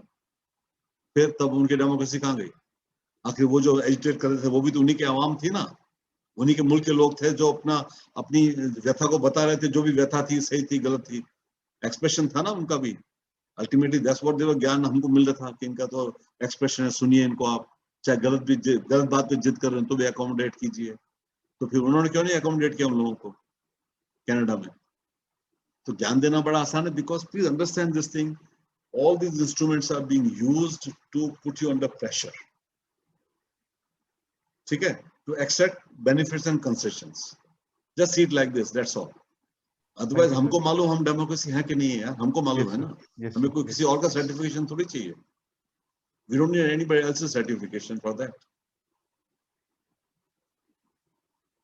Got it, sir. Thanks a lot. Yep. Any other answer? Any other question?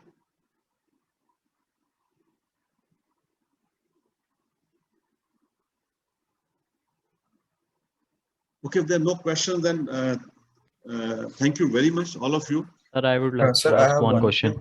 Okay, Jiten, please go ahead.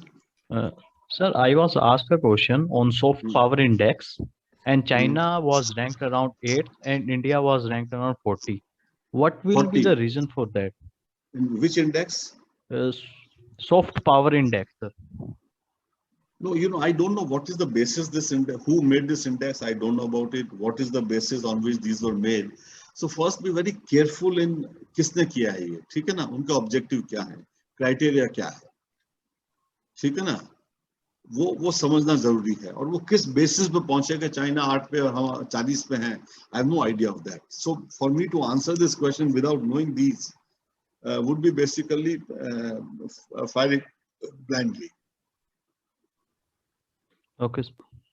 And fact of the matter is that, look, you know, if you go to China, you will see them make tremendous economic progress, tremendous. I mean, look at the infrastructure. They are some of the world's fastest trains. Look at the airports. I mean, they're the world's largest airports. Some of the world's largest airports are in China. Fastest trains are in China. Largest roads are in China. I mean, they've been able to take trains to Tibet. How many countries have been able to do? Look at the American railway systems crumbling. So they have done some phenomenal work, and let's recognize it. See, हमें सीखना भी था उनसे. खाली we may not like the system, but what they've been able to do out of the system, that at least we must understand and see if we can do following our own system. I mean, look at the capacities they built, manufacturing capacities, their ports, their roads. I mean, today they are the leading power in electronics or in electric vehicles. So, ये सब भी तो soft power में count होता है ना. When somebody goes to China and they look at the roads in Shanghai or in Beijing and the stadiums, they come impressed. That is soft power. Yes, thank you, sir. But I don't know what index, how they have come to this conclusion. That I don't know. Yeah. Sir. Yeah, Gaurav. Sir, yeah. Sir, related to this indices thing only. Sir, it is said that the Sri Lankan SDI as well as the happiness index is way higher than India. But sir, in recent situation, the economic crisis and everything is happening there. Can we still say that Sri Lanka is much more happier or developed here than India? But there are two things. One is social development index, and second is happiness. Happiness is very different. Some very rich countries are very unhappy, and some poor countries are happy. Bhutan is very happy.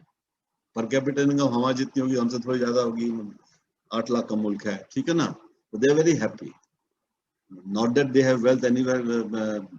Their wealth per capita is almost as ours. So happiness is very different. It applies to your life also. Your friends who may have far more pocket money or money than they have may not be as happy as you are. Because happiness is your own internal balance with your external environment. And if you're at peace with yourself, then you are happy no matter where. And if you're not at peace with yourself, you will not be happy no matter if you become Bill Gates in terms of wealth. So happiness का छोड़ दीजिए, social development index ले लीजिए, क्योंकि वो जो है, that is objective criteria in terms of mortality, in terms of infant mortality, in terms of access to whatever water, etc., medical system. That is more easily quantifiable. Sri Lankans were the best in South Asia. Their education index, etc., way ahead of us, or for any other South Asian country. Where they went wrong was their wrong economic policies. And wrong economic policies because they just took too much of loan, which they can't pay. And that loan was not utilized properly. It went into pockets. It was not fully utilized. It was not And that's why they find themselves in this situation. Can they come out of it? I hope they do. And I'm sure eventually they will come out of it. It will be a long process, perhaps torturous process, because you see, what they have to offer to the world is limited. A lot of good tourism because of very nice roads. मैं तो भी 1 महीने पहले था वहाँ पे, 15-20 दिन पहले था, महीना हो गया अभी. The roads were superb. The traffic sense was enormous. I could easily cross the road on the main road without worrying if somebody is going to come and run over me. I can't do that in Jaipur where I live or in Delhi. कोई रोकेगा नहीं गाड़ी में. Even if मैं zebra crossing पे cross कर रहा हूँ, green light पे cross कर रहा हूँ, कोई नहीं रोकेगा मेरे लिए गाड़ी. वहाँ नहीं करते. So they have great civic sense, no doubt about it. So the society has a lot of inner strengths. It was incapable leadership, or perhaps corroded or compromised leadership and expenditure which caused this problem. Hopefully they'll find solutions to it.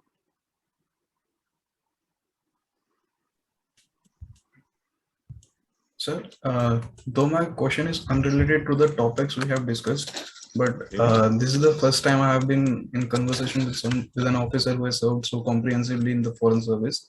So, sir, I would like to know a bit of insights what one gets to serve in the 30 to 35 years being a foreign officer.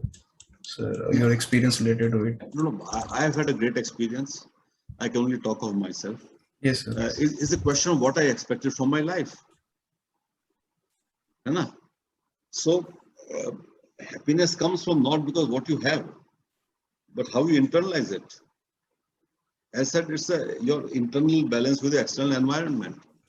So I kept a good balance, so I've had no problems.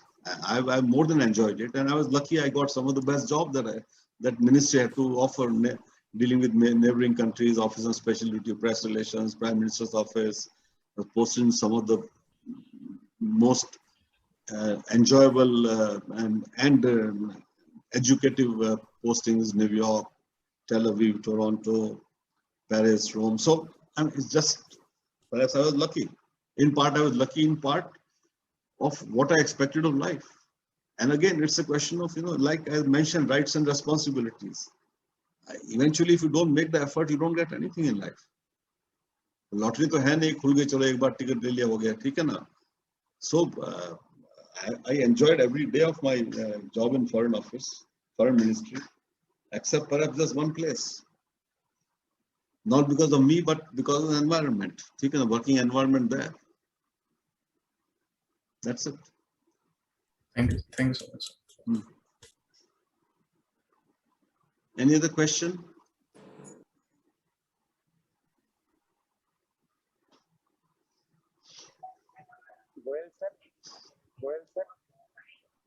So thank you very much to all of you for your time and patience. It is always very educative and very interesting talking to such a young, smart group of people, which gives so much of hope for India's future, because you are the ones who will guide our destiny in years ahead. So thank you very much for your time. And Rajuji, can we call it off now, please?